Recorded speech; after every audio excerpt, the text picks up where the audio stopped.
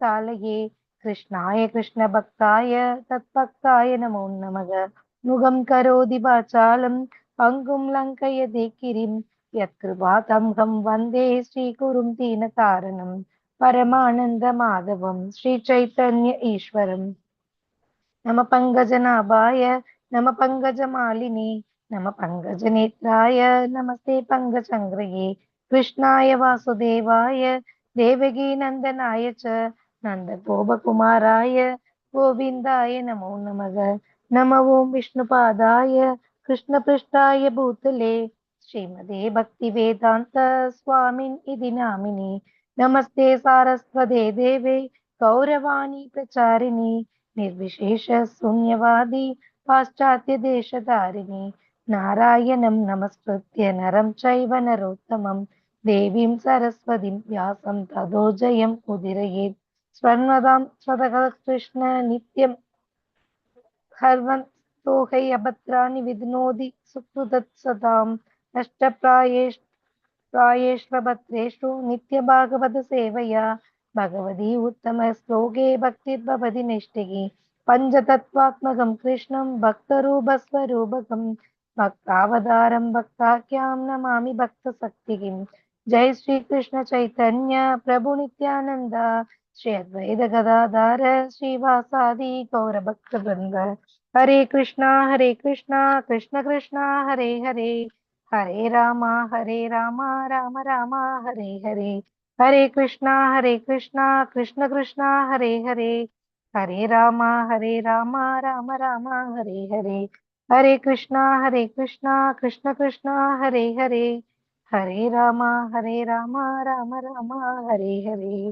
हरे कृष्णा माता जी। हरे कृष्णा माता जी।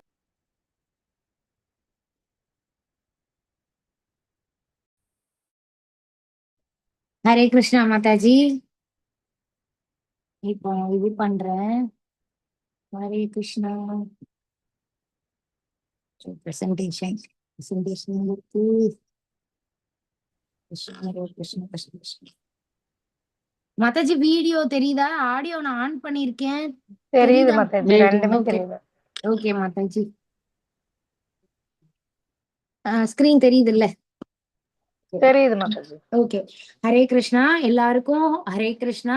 L2 வகுப்பிற்கு உங்கள் அனைவரையும் அன்போடு இஸ்கான் மேங்களூர் சார்பாக வரவேற்கிறேன். இவங்க தான் நாம நிஷ்டா தாஸ் பிரபுஜி அவர்கள். இஸ்கான் மேங்களூர் ஸ்ரீ ஸ்ரீ ராதா கோவிந்தர் கோவிலோட பிரசிடென்ட் இவங்க தான். இவங்களோட ஐடியா தான் 13 லாங்குவேஜஸ் 14 லாங்குவேஜஸ்ல பகவத்கீதை கிளாஸஸ் எல்லாம் ஃப்ரீயா இந்த மாதிரி ஜூம் லிங்க்ல ஏற்பாடு பண்ணது. இது எல்லாமே இவங்க தான் இஸ்கான் மேங்களூர் பிரசிடென்ட் அவங்க. ஸோ எல்லாரையும் நான் அன்போடு இந்த லெவல் 2 வகுப்பிற்கு உங்களை வரவேற்கிறேன். இன்னைக்கு நம்ம சாப்டர் 1 பார்க்க போறோம். ஸோ அதுக்கு முன்னாடி நான் என்னோட பிரேயர்ஸ் சொல்லிடுறேன். ஓம் நமோ பகவதே வாசுதேவாய ஓம் நமோ பகவதே வாசுதேவாய ஓம் நமோ பகவதே வாசுதேவாய ஓம் அஞ்ஞானதிமிராந்தஸ்ய ஞானாஞ்சனசலாகயா சக்ஷுருன்மீலிதம் येन तस्मै श्रीगुरवे नमः। श्रीचैतन्यमनोभीष्टं स्थापितं येन भूतले स्वयं रूपकथा मह्यं ददाति स्वपदान्तिकं वन्देऽहं श्रीगुरो श्रीयुतपदकमलं श्रीगुरुन् वैष्णवांश श्रीरूपं साग्रजातं सहगण रघुनाथान्वितं तं सजीवं साद्वैतं सावधूतं परिजनसहितं कृष्ण चैतन्य देवं श्री राधा कृष्ण पादान् सहगण ललिता श्री विशाखान्वितां शश। हे कृष्ण करुणा सिंधु दीनबंधु जगत्पते गोपेश गोपिका कांता राधा कांता नमोस्तुते तप्त कांचन गौरांगी राधे वृंदावनेश्वरी ऋषभानुसुते देवी प्रणमामि हरिप्रिये वाञ्छाकल्पतरुभ्यश्च कृपा सिन्धुभ्य एव च पतितानां पावनेभ्यो वैष्णवेभ्यो नमो नमः। जय श्री कृष्ण चैतन्य प्रभु नित्यानंद श्री अद्वैत गदाधर श्रीवासादि गौरभक्त वृंदा। हरे कृष्णा कृष्ण कृष्णा हरे हरे हरे राम राम राम हरे हरे। हरे कृष्णा कृष्ण कृष्णा हरे हरे हरे राम राम राम हरे हरे। हरे कृष्णा எல்லாருக்கும் ஹரே கிருஷ்ணா. நம்ம நேத்திக்கு இன்ட்ரோடக்ஷன் பார்ட் பார்த்தோம். பகவத்கீதை கிளாஸஸ் நம்ம அட்டன் பண்றனால எவ்வளோ பெனிஃபிட்ஸ், அதுக்கப்புறம் பகவத்கீதை ஸ்லோகங்கள் வாசிக்கிறனால எவ்வளோ நல்லது நடக்கும் எல்லாமே கொஞ்சம் கொஞ்சம் பார்த்துருக்கோம். இனி நம்ம சாப்டர் ஒரு சாப்டர் நம்ம படிக்க நமக்கு இன்னும் நிறைய புரிதல் நமக்கு வரும். சோ நம்ம இன்னைக்கு சாப்டர் 1க்குள்ள போகலாம்.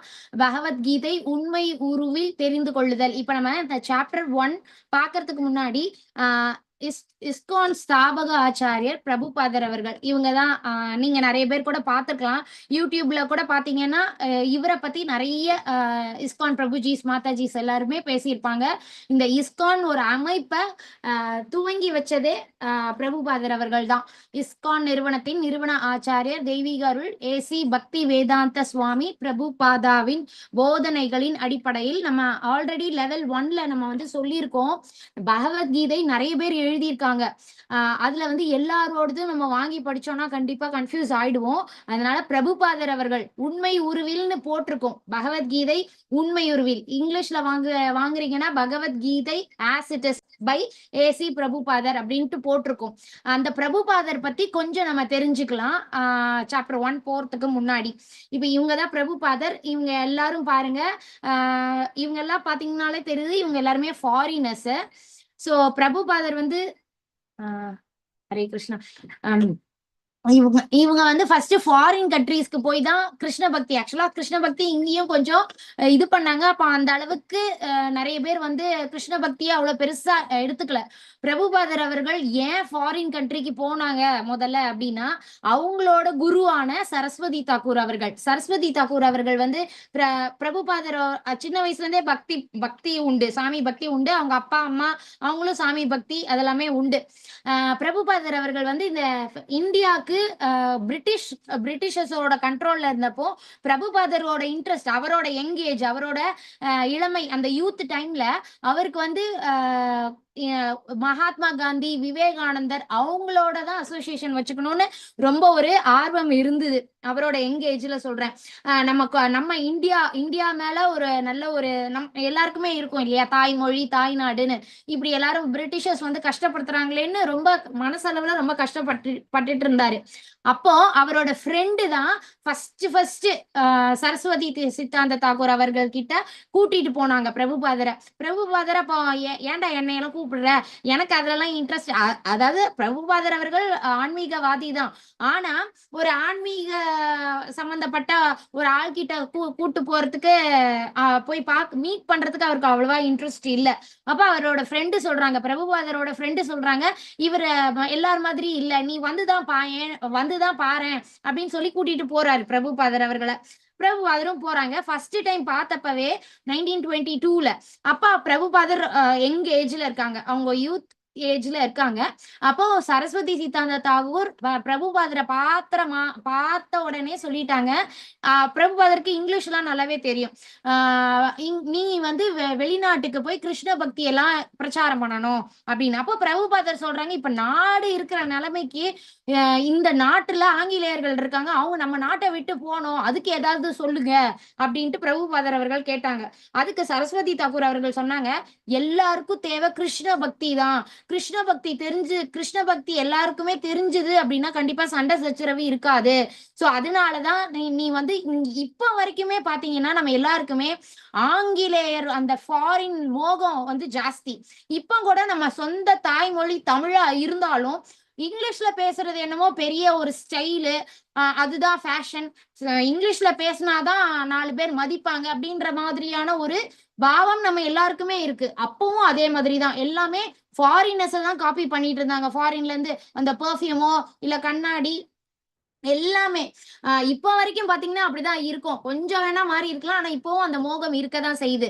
சோ சரஸ்வதி தாக்கூர் அவர்கள் என்ன சொல்றாங்க அப்படின்னா, நீ முதல்ல ஃபாரினுக்கு போய் அங்க இருக்கிறவங்களை திருத்து, அங்க போய் கிருஷ்ண பக்தி பண்ணு, கிருஷ்ண பக்தியை ஸ்ப்ரெட் பண்ணு, அதுக்கப்புறம் நீ இங்க வா அப்படின்னாங்க. சோ இது அவரோட 20s அந்த ஏஜ்ல சொன்னாங்க. ஆனா பிரபுபாதர் அவர்களுக்கு அவங்களோட குரு சொன்ன வார்த்தைய இது கொண்டு வர்றதுக்கு, ரியாலிட்டிக்கு கொண்டு வர்றதுக்கு ரொம்ப பல வருஷம் எடுத்துச்சு.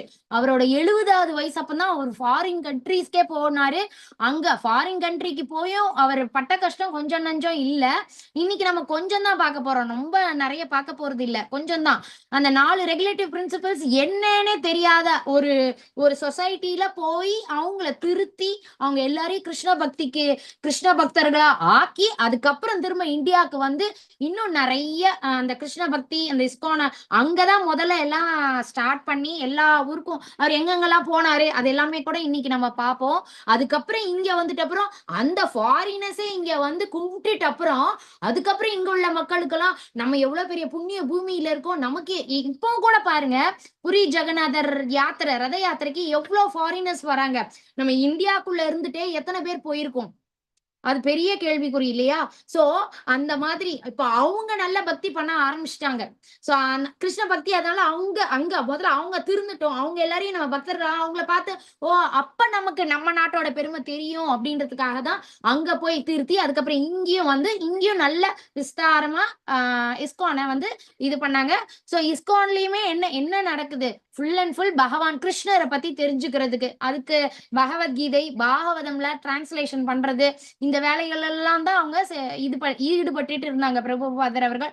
அப்புறம் ஒரு ப்ராப்பரா ஒரு டிசிப்ளின்டு லைஃப் எப்படி வாழணும் அது எல்லாமே அவங்க டிசைபிள்ஸ்க்கு சொல்லி கொடுத்து, அவங்க டிசைபிள்ஸ் எல்லாம் இப்பவும் இருக்காங்க. சில பேர் வயசு இப்ப ஜெயபதாகா சுவாமி மகாராஜ் அவரோட டிசைபிள் தான், பிரபுபாதர் அவர்களோட டிசைபிள். ஜெயபதாகா சுவாமி மகாராஜோட டிசைபிள் நம்ம நாமனிஷ்டா தாஸ் பிரபுஜி. அவங்க கிட்ட நிறைய பேர் இப்ப நம்ம இஸ்கான் பெங்களூர்லயே நிறைய டீச்சர்ஸா இருக்கிறவங்க எல்லாருமே அந்த குரு மகாராஜ் கிட்ட தீட்சை வாங்கினவங்க நிறைய பேர் இருக்காங்க. இப்படி நம்ம சொல்லிட்டு போலாம். பிரபுபாதர் அவங்க எப்படி டிசிப்ளின்டு லைஃபா இருந்து கடைபிடிச்சு எப்படி கிருஷ்ண பக்தியும் பண்ணலாம், எப்படி என்டையர் டேவும் கிருஷ்ண கான்சியஸோட இருக்கலாம், எல்லாம் தெளிவா அவங்க வந்து போட்டு வச்சுட்டு போயிருக்காங்க. மேற்கத்திய நாடுகளில் ஹரே கிருஷ்ணா இயக்கத்தை தொடங்க அதிக ஆர்வம் இருந்ததால் ஜூலை 1966ல நியூயார்க்ல ஸ்ரீல பிரபுபாதாவால் அவருடைய ஆச்சாரியரின் அறிவுறுத்தலின், அவரோட ஆச்சாரியர் யாருன்னா சரஸ்வதி தாக்கூர் அவர்கள். அவரோட போட்டோவும் வரும் இனிமேல் வரக்கூடிய ஸ்லைட்ஸ்ல, கண்ணாடி போட்டிருப்பாங்க ஓகேங்களா, பேரில் இஸ்கான் தொடங்கப்பட்டது. ஸோ 1966ல தான் ஃபர்ஸ்ட் நியூயார்க்ல ஆரம்பிச்சாங்க, international society of Krishna consciousness. 1970களில் சான் பிரான்சிஸ்கோவில் நடந்த ரத யாத்திரையில் பிரபுபாதர் அவர்கள் வந்து கலந்து கொண்ட புகைப்படம் தான் இது. இப்ப எப்படி புரி ஜெகநாதர் ரத யாத்திரையில அங்க செய்வாங்க இல்லையா, அந்த தங்கம் வாங்குவோமே அக்ஷய திருதியை அன்னைக்குதான் ஸ்டார்டே பண்ணுவாங்க ரதம் செய்யறதுக்கு. சுபத்ரா தேவியோடது பலராமரோடது கிருஷ்ணரோட அந்த ரதங்களை செய்ய ஸ்டார்ட் பண்ணுவாங்க. எப்படி அங்க புரியல செய்யறாங்களோ அந்த மாதிரி அங்க ஃபர்ஸ்ட் ரத யாத்திரை அங்க வச்சே செஞ்சது அது அப்பந்தான் 1970ல. அப்ப எடுத்த போட்டோ தான் இது. அமெரிக்காவில் 3 ரதங்கள் ஜெகநாத ரத யாத்திரைக்காக அங்கேயே செதுக்கப்பட்டன ஓகேங்களா, அதுதான் இப்ப நீங்க பாத்துட்டு இருக்கீங்க. இப்போ இந்த இதுல நிறைய போட்டோஸ் இருக்கு. இதுல வந்து ஒரு போட்டோவுமே பாருங்க, இது ஃபர்ஸ்ட் போட்டோ உங்களோட எனக்கு வந்து டாப் லெஃப்ட்ல வருது, சின்ன குட்டி பசங்களா இருக்காங்க பாத்தீங்களா, அது பிரபுபாதர் அவர்கள். இது நான் இதுக்கு முன்னாடி ஒரு கிளாஸ்ல கூட சொன்னேன். பிரபுபாதர் அவங்க அப்பா கிட்ட கேட்பாங்க, எனக்கும் ஒரு ரதம் செஞ்சு கொடுங்க, குட்டியா செஞ்சு கொடுங்க, நானும் ரத யாத்திரை பண்ணணும் அப்படின்னு சொல்லி அவங்க அப்பா செஞ்சு கொடுத்து எல்லாரும் அவரோட ஃப்ரெண்ட்ஸ் அண்ட் ஃபேமிலியோட சேர்ந்து ரத யாத்திரை அவங்க வந்து சின்ன வயசுல பண்ணாங்க. அடுத்த போட்டோ பாருங்க, நடுவில் ஒருத்தர் இருக்காரு இல்லைங்களா, அவர் தான் வந்து சரஸ்வதி தாக்கூர் அவர்கள். இந்த ஒயிட் கலர் ட்ரெஸ் போட்டிருக்காங்க பாருங்க, அவங்க தான் பிரபுபாதர் அவர்கள். அப்போ வந்து அந்த சரஸ்வதி தாக்கூர் அவர்களோட பேச்சு கேட்டு கேட்டு எவ்வளோ ஒரு நல்ல விஷயம், நல்ல ஒரு மனிதரை நான் சந்திச்சிருக்கேன், இவங்க தான் ஒரு நல்ல ஒரு ஆன்மீக குரு, அந்த புரிதல் எல்லாம் வந்து அதுக்கப்புறம் கிருஷ்ண பக்தியும் பண்ணி அவங்க லைஃப் போச்சு பிரபுபாதரோட லைஃப். இங்க பாருங்க, அவ 1922ல தனது ஆன்மீக குரு பக்தி சித்தாந்த சரஸ்வதியை சந்தித்தார். அதுக்கப்புறம் 1933ல தீட்சையும் வாங்கிக்கிட்டாங்க. இங்க கீழே பாருங்க, பிரபுபாதா ஒரு வைஷ்ணவ குடும்பத்தில் பிறந்தவர், அவங்க அப்பா அம்மா பேர் போட்டிருக்கு.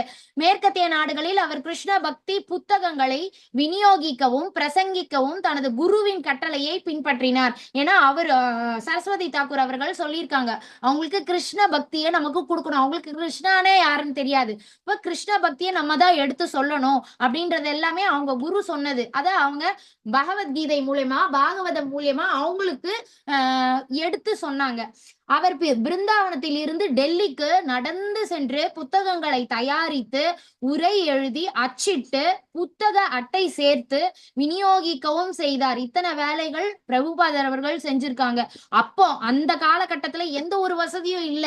அந்த காலகட்டத்துல அவங்க நடந்தே போய் இந்த விஷயம் எல்லாம் பண்ணியிருக்காங்க. இவ்வாறு நடந்ததில் இருமுறை வெப்ப பக்கவாதம் ஏற்பட்டது. அந்த ஹீட் ஸ்ட்ரோக்னு சொல்லுவோம் இல்லையா, அது வந்தது அவங்களுக்கு. அவர் திருமணம் செய்து கொண்ட போதும் அவர் எப்போதும் கிருஷ்ண நாமத்தை உபதேசித்து வந்தார். சோ மேரேஜ் பண்ணிக்கிட்டாலும் கிருஷ்ண பக்தியை அவங்க விடல, கிருஷ்ண பக்தியும் பண்ணிட்டு தான் வந்தாங்க. அப்புறம் 1959ல சந்நியாசம் எடுத்துக்கிட்டாங்க. பிருந்தாவனத்தில் ராதா தாமோதர் கோவில், அந்த கோயில்ல இப்பவும் பாத்தீங்கன்னா பிரபுபாதர் வாழ்ந்த அந்த ரூம் அது எல்லாமே அப்படியே பிரிசர்வ் பண்ணி, அங்க பிரபுபாதர் எப்படி இஸ்கான் கோயில்ல பிரபுபாதரோட விக்கிரகம் இருக்கு இல்லையா, அது மாதிரி அங்கேயும் வச்சிருக்காங்க. இந்த பிரபுபாதர் இங்கதான் உட்காந்து பாகவதம் எழுதுவாங்க, இங்கதான் உட்காந்து படிப்பாங்க, இங்கதான் உட்காந்து ஜபம் பண்ணுவாங்க அப்படின்ட்டு ஃபுல்லாவே அந்த செட்டப் அப்படியே வச்சிருக்காங்க. பல தேசிய தலைவர்களுடன் கிருஷ்ண பக்தி குறித்து கலந்துரையாடினார். சோ மகாத்மா காந்தி கிட்ட கூட பேசி நீங்க கிருஷ்ண பக்திக்கு வாங்க அப்படின்னு சொல்லியும் நிறைய தடவை அவங்க பேசியிருக்காங்க. ஆனா மகாத்மா காந்தி அவங்க கிருஷ்ண பக்தி, அவர் பகவத்கீதை படிச்சிருக்காரு, ஆனா ரொம்ப கிருஷ்ணரை பத்தி தெரிஞ்சுக்கணும் அப்படின்றதுல ரொம்ப ஆர்வம் இல்ல காந்தி அவர்களுக்கு. சோ இவங்க பிரபுபாதர் அவர்கள் ஃபுல் ஃபிளெஜ்டா கிருஷ்ண பக்தியில அவங்க இறங்குனாங்க. ஹரே கிருஷ்ணா. இப்ப பாத்தீங்கன்னா இங்க ஒரு கப்பல் தெரியுது இல்லைங்களா, பிரபுபாதர் அவர்கள் அவங்க குரு சொன்னதை ஞாபகம் வச்சுக்கிட்டே ஏதாவது ஒரு முயற்சி ட்ரை பண்ணிக்கிட்டே இருப்பாரு. அவங்க ஊர்ல இருக்கிறவங்களுக்கு யாராவது யுஎஸ்க்கு போறாங்கன்னா அவரு முன்னாடியே சொல்லி வச்சிருவாரு, நானும் போகணும், நான் எப்படியாவது போனேன், எனக்கு ஒரு டிக்கெட்டுக்கு இருந்தா கொடுங்க அப்படின்னு சொல்லி எப்பவுமே முன்னாடியே சொல்லி வைப்பாரு. அப்போ ஒரு தடவை இங்க பாருங்க, சுமார் 70 வயதுல, அவரோட 70வது வயசு 1965ல ஜலதூதா, இந்த கப்பலுக்கு பேர் ஜலதூதா, அது ஒரு சரக்குகள் ஏற்றக்கூடிய ஒரு கப்பல். அந்த கப்பலை வச்சிருக்க ஓனர் பேரு சுமதி முராஜி.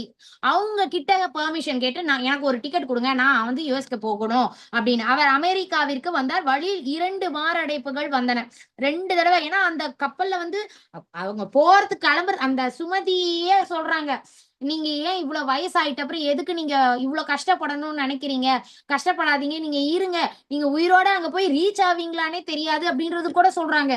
ஆனா பிரபுபாதர் இல்ல, என்னோட குரு சொல்லியிருக்காங்க, அதனால கண்டிப்பா நான் போயே ஆகணும் அப்படின்னு சொல்லி அவங்க போறாங்க. 2 தடவை ஹார்ட் அட்டாக்கும் வந்தது.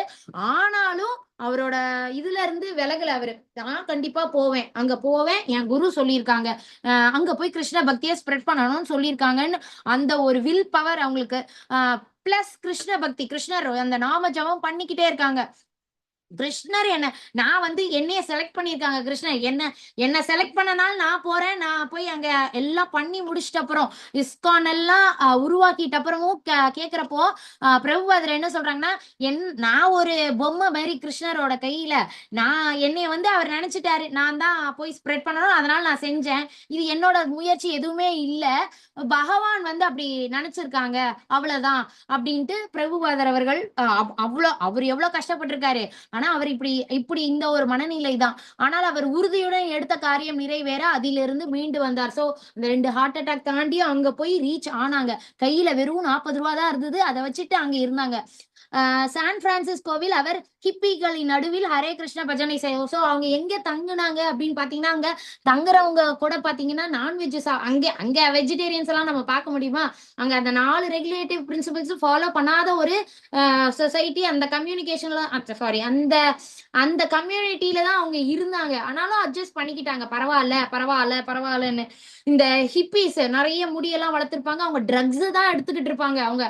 அவங்க கிட்ட எல்லாம் போய் எப்பெல்லாம் மைக் அவருக்கு கிடைக்குதோ கிருஷ்ணரை பத்தி சொல்றது, இல்ல நாம சங்கீர்த்தனம் பண்றது, இந்த மாதிரி விஷயங்கள் எல்லாம் பண்ணுவாங்க பிரபுபாதர் அவர்கள். யூகேயில் அந்த ஜார்ஜ் ஹாரிசன் ஒருத்தர் நல்ல பாப் பாடகர் மாதிரி, நல்ல அந்த மியூசிக், அந்த நிறைய பேர் இப்ப வரைக்கும் பாத்தீங்கன்னா அந்த மாதிரி ஃபேன்ஸ் இருக்காங்க இல்லையா, அந்த மாதிரி மியூசிக் கேட்கறதுக்கு.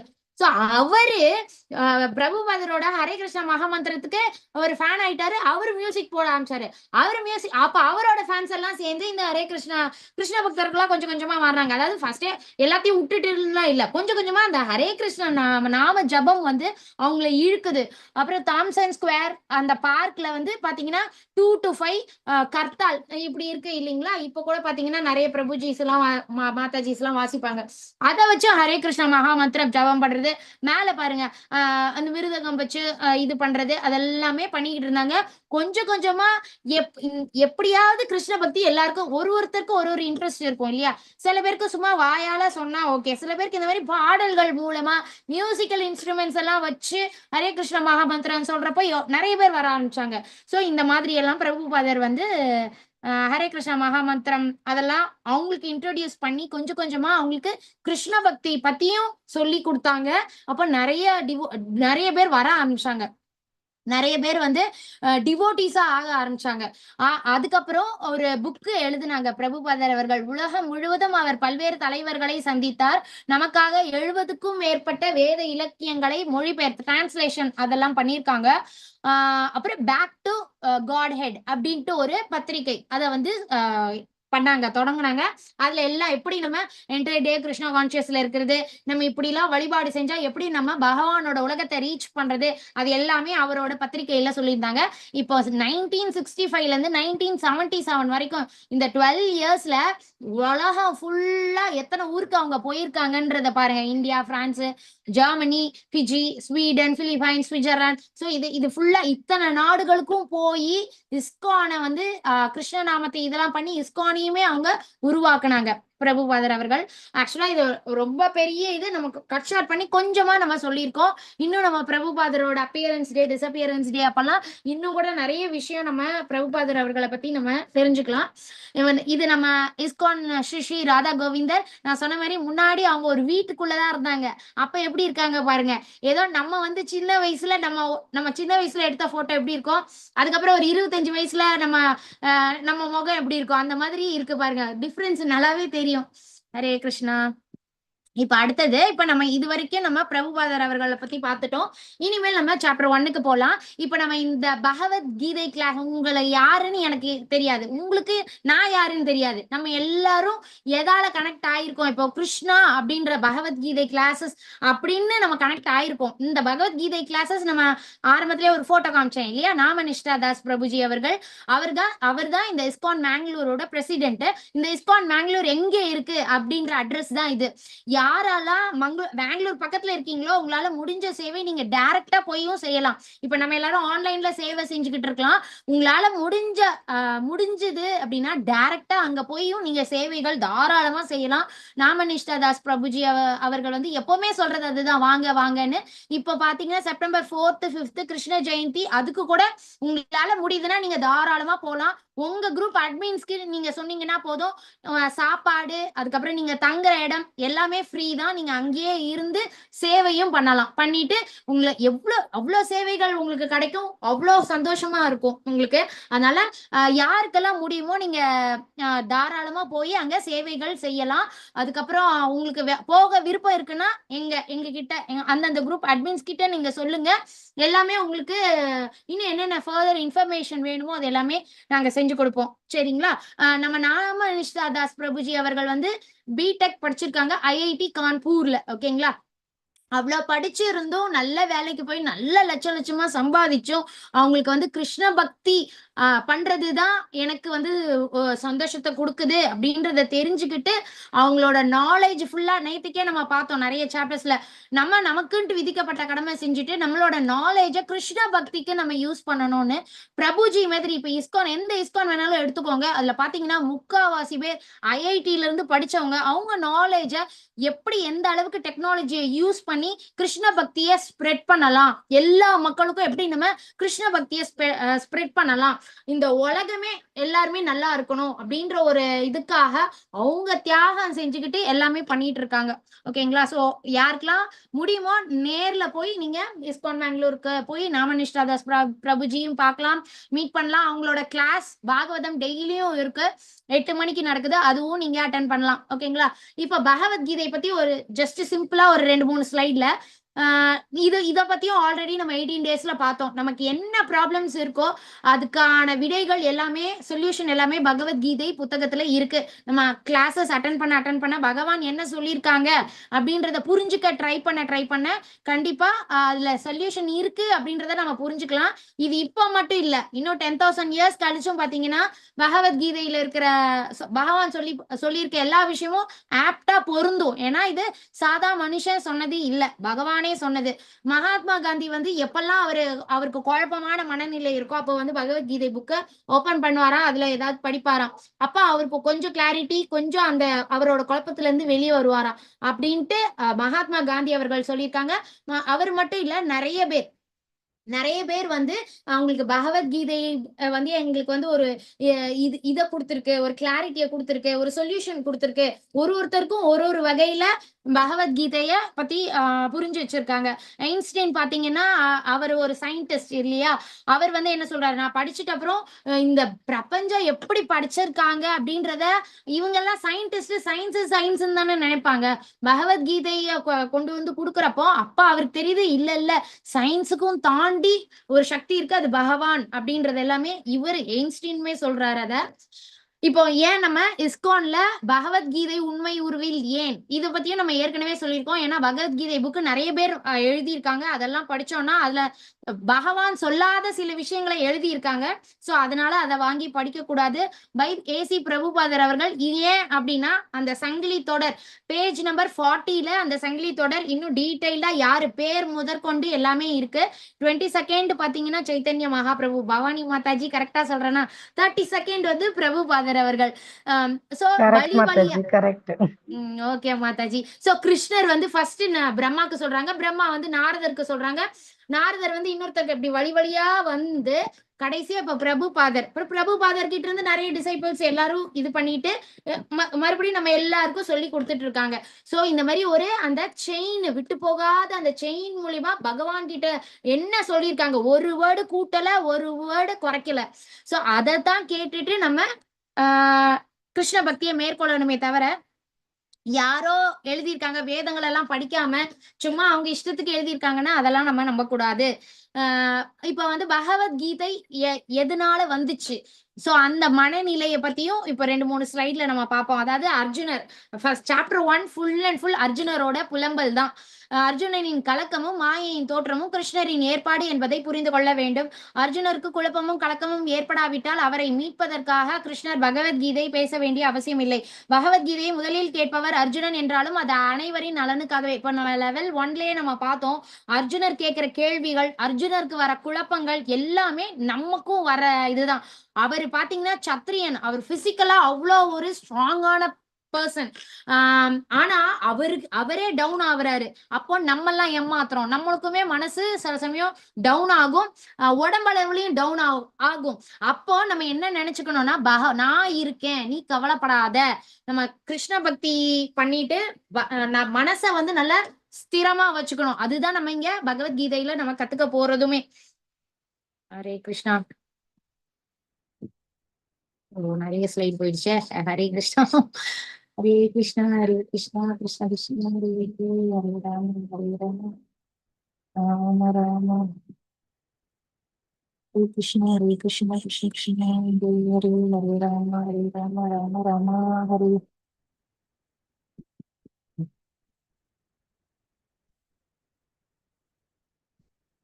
ஓகே, கரெக்டா தான் வந்திருக்கு. ஏற்கனவே நம்ம 700 ஸ்லோகம்ஸ் பகவத்கீதையில இருக்கு, நம்ம எல்லாருக்கும் தெரியும் இல்லையா. அதுல வந்து ஃபர்ஸ்ட் ஸ்லோகம் மட்டும்தான் திருதராஷ்டிரன் சொல்லியிருப்பார். அதுக்கப்புறம் 41 ஸ்லோகம் சஞ்சய் வாச்சன்னு வரும் இல்லையா. சோ 41 ஸ்லோகம் சஞ்சயன் சொல்லியிருக்காரு. அர்ஜுன வாச்ச அப்படின்னு வரும் இல்லையா. சோ அர்ஜுனர் சொல்லியிருக்கிறது 84 ஸ்லோகம்ஸ். மிச்சம் இருக்கிற 574 ஸ்லோகம்ஸும் பகவான் தான் சொல்லியிருக்காங்க.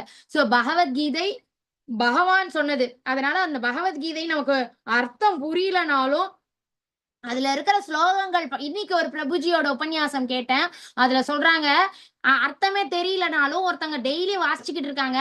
அந்த அந்த வாசிச்சுக்கிட்டு இருக்காங்கல்ல, அவங்க மேல பொறாமப்பட்டு ஒருத்தன் வந்து பில்லி சூனியம்லாம் வைக்கிறான். அது வந்து அவனுக்கே திரும்பிருச்சாம்.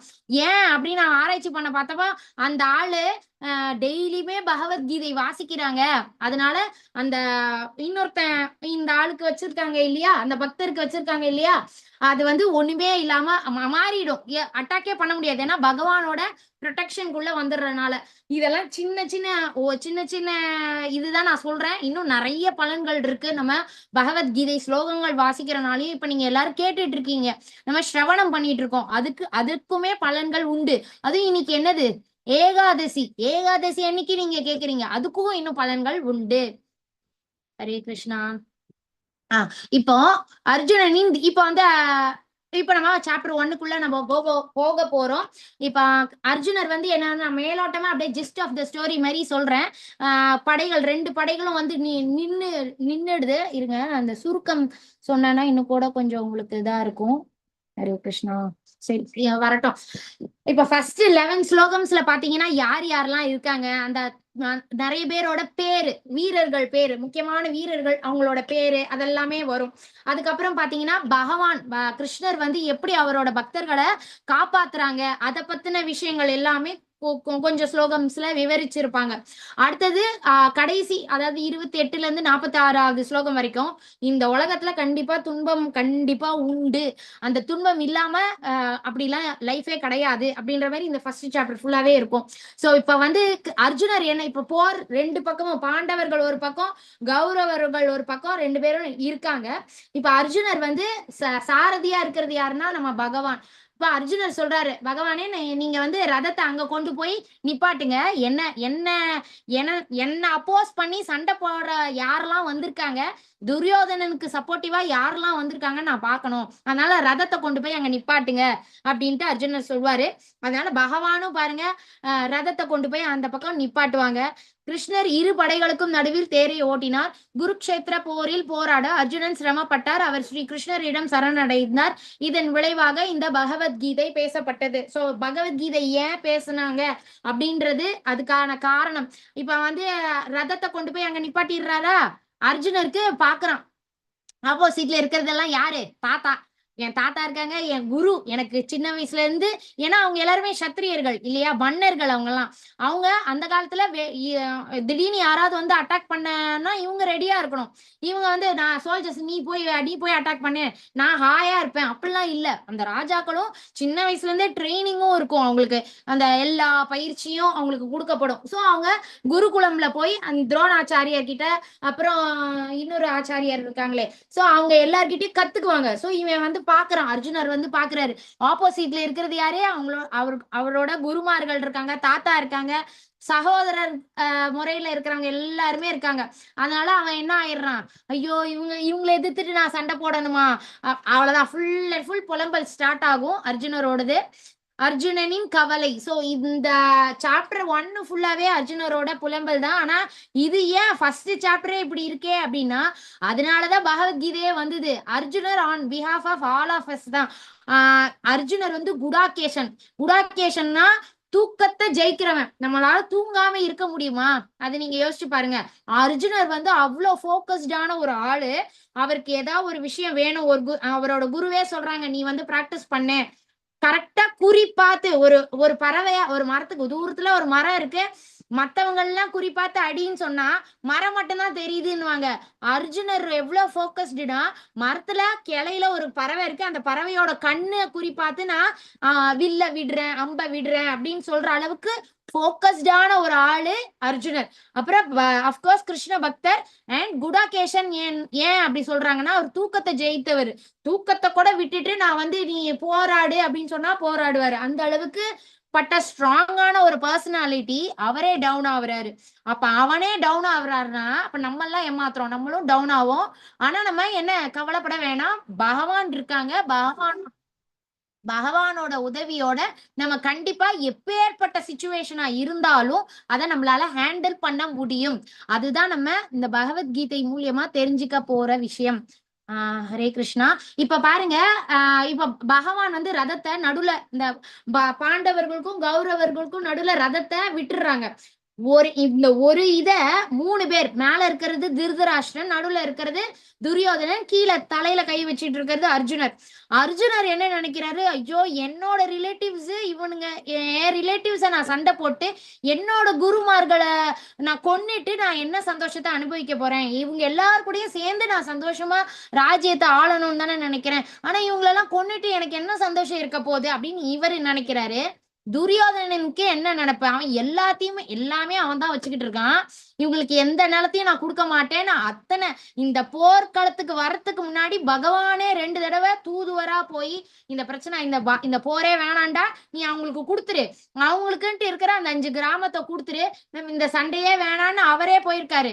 அப்படியும் அதெல்லாம் நான் ஊசி போடுற அந்த அளவு கூட நான் நிலம் கொடுக்க மாட்டேன்னு அவ்வளவு பிடிவாதமா இருக்கான். இப்ப போர்க்களத்துக்கு வந்தாச்சு, சண்டேன்னு வந்தாச்சு, எல்லாம் ட்ரெஸ் எல்லாம் போட்டுட்டு இதெல்லாம் இவன் எப்ப சொல்லியிருக்கணும், நான் போராட மாட்டேன்றான். இப்ப என் ஆப்போசிட்ல எல்லாம் என்னோட ரிலேட்டிவ்ஸ் இருக்காங்க, எப்பேற்பட்ட பாவம் வரும். அது எல்லாமே நம்ம இப்ப பாவம், என்னோட குருவை கொன்னுட்டா நான் எவ்வளவு பெரிய பாவி ஆயிடுவேன். என் மகஸ்தான், என்னோட மகனோட மக முறையில நிறைய பேர் இருக்காங்க, சகோதர முறையில இருக்காங்க, எல்லாருமே அவனோட பிளட் ரிலேஷன் தான் ஆப்போசிட்ல இருக்காங்க. இவங்களெல்லாம் கொன்னா எவ்வளவு பெரிய பாவம் வரும். நான் எப்படி, நான் கொல்ல மாட்டேன் அப்படின்னே தான் சொல்லிக்கிட்டு இருப்பான். மேல இருக்கிற திருதராஷ்டிரன் அவனுக்கு அகக்கண்ணும் குருடு புறக்கண்ணும் குருடு இல்லையா, அவனுக்கு பொறாம, அவ்வளோ பொறாம. அந்த பொறாம குணம் அப்படியே துரியோதனனுக்கும் வந்திருக்கும். அவனுக்கு எனக்கு கண் இல்ல, பாண்டு கொஞ்ச நாள் ஆண்டான். இப்ப பாண்டோட பசங்களான பாண்டவர்கள்லாம் ஆட்சி செய்யக்கூடாது, எனக்கு என் பையன் தான் இது பண்ண. அவனுக்கு அவன் பையன் மேல அவ்வளோ ஒரு பற்று. அவன் பையன் அதர்ம பாதையில போறான்றது நல்லாவே தெரியும், ஆனாலும் அவன் பையன் மேல இருக்கிற பற்றுனால எனக்கு என் பையன் எப்படியாவது இந்த பாண்டவர்கள் எல்லாம் சாகணும், என் பையனுக்கு ராஜ்யம் கிடைக்கணும் அப்படின்ற ஒரு மனநிலை திருதராஷ்டிரனுக்கு. ஆனா அர்ஜுனருக்கு அந்த மாதிரி மனநிலை இல்லை. துரியோதனனுக்கு என்ன மாதிரியான மனநிலை, இவனுங்களை கொன்னுட்டு நான் ராஜ்யத்தை ஆளணும். இது நவவித பக்தி. இது ஆக்சுவலா இப்ப சரியா வராது. நான் எப்ப அது சூட்டபிள் அப்ப நான் சொல்றேன். சோ இதுதான் சாப்டர் 1ல ஃபர்ஸ்ட் 11 ஸ்லோகம்ஸ் எந்த சூழ்நிலையில பகவான் சொல்றாங்க அர்ஜுனருக்கு, அந்த இந்த சூழ்நிலையை தான் நம்ம எக்ஸ்பிளைன் பண்ணிருப்பாங்க ஃபர்ஸ்ட் 11 ஸ்லோகம்ஸ்ல. 12th ஸ்லோகம்ல இருந்து 20th ஸ்லோகம் வரைக்கும் பகவானை பத்தின விஷயங்கள் சொல்லப்பட்டிருக்கும். 21st இருந்து 27th வரைக்கும் பகவான் அவரோட பக்தர்களை எவ்வளவு அழகா ப்ரொடெக்ட் பண்றாரு அப்படின்ற விஷயம் எல்லாம் சொல்லப்பட்டிருக்கும். 28th இருந்து 46th வரைக்கும் வாழ்க்கையில கண்டிப்பா கஷ்டங்கள் இருக்கு அப்படின்றத பத்தி நம்ம புரிஞ்சுக்கலாம் இந்த சாப்டர் 1 முடியறப்பவே. சோ இப்ப ஃபர்ஸ்ட் ஸ்லோகமே திருதராஷ்டிர உவாச்ச தர்மக்ஷேத்ரே குருக்ஷேத்ரே சமவேதா யுயுத்சவஹ மாமஹா பாண்டவ சைவ கிம குர்வத சஞ்சய அப்படின்ட்டு அதுதான் ஆரம்பம் இல்லையா. இவன் கெட்டவன். இந்த பகவத்கீதையோட ஃபர்ஸ்ட் ஸ்லோகமே ஒரு கெட்டவன் கிட்ட இருந்து தான் ஆரம்பிக்குது. கேட்கலாம், ஏன்னா ஒரு கெட்டவன் கிட்ட இருந்து ஆரம்பிக்குதுன்னா நிறைய விஷயம் பகவான் வர்றதுக்கு காரணமே இந்த கெட்டவர்களா இருப்பாங்க. இப்ப இரண்யகசிபு அவ்வளோ கண்டிஷன்ஸ் போடுவான், அவ்வளோ கண்டிஷன்ஸ் எல்லாம் போட்டு பகவான் நரசிம்ம அவதாரம் ஒரு புது அவதாரம் எடுத்தாங்க இல்லையா. அந்த மாதிரிதான் இப்போ இவன் என்ன கேக்குறான், ஹரே கிருஷ்ணா. இப்ப நான் சொன்னதுதான் ஃபர்ஸ்ட் ஸ்லோகம்.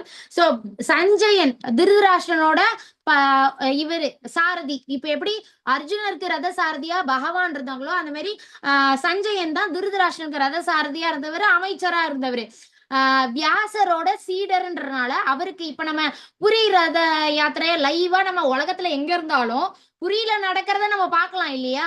அத மாதிரி ஃபர்ஸ்ட் லைவா அங்க நடக்கிறத சொல்ல முடிஞ்சது இவரால மட்டும்தான். இவர் சொல்றாரு எல்லாமே இப்படி நடக்குது, இது இப்படி பேசுனாங்க, அர்ஜுனர் இப்படி பேசுறாங்க கிருஷ்ணர் கிட்ட, பகவான் கிருஷ்ணர் இப்படி சொல்றாங்க, துரியோதனன் இப்படி பேசினா அப்படின்னு எல்லாத்தையும் லைவ் கமெண்டேட்டரா அவர் சொல்லிட்டு இருக்காரு திருதராஷ்டிரர் கிட்ட. இப்ப திருதராஷ்டிரர் சொல்றாரு, நீ சொல்லு. இப்ப திருதராஷ்டிரனோட இத பாருங்க, புண்ணிய யாத்திரை தலமான குருக்ஷேத்திரம்ன்றது அந்த இடம் இப்பவும் இருக்கு, ஹரியானான்ட்டு அந்த பிளேஸ்க்கு பேரு. அங்கதான் வச்சு நடந்தது மகாபாரத போர். அந்த இடம் புண்ணிய யாத்திரை தலம்னு அவனுக்கு நல்லாவே தெரியும். அந்த குருக்ஷேத்திர குரு கிடையாது, குருன்ற ஒரு மன்னன் வந்து அந்த இடத்துல தவம் பண்ணியிருக்கான், அதனால அவன் பேரை வச்சிருக்காங்க குருக்ஷேத்திரம். அது மட்டும் இல்ல, அந்த இடத்துல நிறைய ரிஷிகள் வந்து தவம் செஞ்சிருக்காங்க. அந்த இடத்த சூஸ் பண்ணது யாருன்னா பீஷ்மர். ஒரு போர் நடக்குதுன்னா நிறைய சோல்ஜர்ஸ் அங்க கண்டிப்பா இறந்து போவாங்க இல்லையா? அந்த இறந்து போன சோல்ஜர்ஸ்க்கு ஒரு நல்ல கதி அவங்களுக்கு கிடைக்கணும்ன்றதுக்காக பீஷ்மர் தான் இந்த இடத்த சூஸ் பண்ணுவாரு. நம்ம இந்த குருக்ஷேத்திரத்துலதான் நம்ம போர் புரியணும் அப்படின்ட்டு பீஷ்மர் அந்த இடத்த பிளேஸ சூஸ் பண்ணுவாங்க. இந்த இந்த இவருக்கு யாருக்கு, திருதராஷ்டிரருக்கு நல்லாவே தெரியும் அந்த இடத்துல தர்மம் மட்டும்தான் ஜெயிக்கும், அதர்மம் ஜெயிக்காது. இவனுங்க பண்றது அதர்மம்ன்றதும் தெரியும் இந்த ஆளுக்கு. ஆனாலும் அவன் பையன் மேல பற்று, அவ்வளோ பற்று அவனுக்கு வந்து நேர்ல என்ன, ஏன்னா அவனுக்கு அந்த திவ்ய இது குடுக்குறான், நீ வந்து போர்க்களத்துல என்ன நடக்குதோ அது உன்னால பார்க்க முடியும், அந்த இதை தரவா அப்படின்னு கேட்டப்போ இல்ல இல்ல என்னால என்னால எனக்கு அதை தாங்கிக்கிற சக்தி கிடையாது, என்னோட மினிஸ்டருக்கு கொடுத்துருங்க அவன் சொல்லட்டும், ஆனா எனக்கு அங்க என்ன நடக்குதுன்னு எனக்கு தெரிஞ்சுக்கணும் அப்படின்னு திருதராஷ்டிரன் ஆக்சுவலா சொல்லியிருப்பார். சார் சஞ்சய் இதெல்லாம் சொல்றாரு. அந்த குருக்ஷேத்திரத்தோட அந்த இடத்தோட மகிமையை நான் சொல்றேன். சோ அந்த அந்த இடத்துல தர்மம் மட்டும்தான் ஜெயிக்கும், அதர்மம் ஜெயிக்க சான்ஸே கிடையாது. இதெல்லாம் தெரிஞ்சிருந்தும் அவன் வந்து என்ன நடக்குது சொல்லு சஞ்சயா அப்படின்ட்டு திருதராஷ்டிரன் வந்து கேக்குறான். யார்கிட்ட? சஞ்சயன் கிட்ட. என் பையனும் பாண்டுவோட பையன், பாண்டு அவன் சொந்த தம்பி தான். இதுல இருந்தே தெரியுது இல்லையா, அவன் வந்து அவ்வளோ டிஃபரன்ஸ் ஆஃப் ஒப்பீனியன் அவனுக்கு.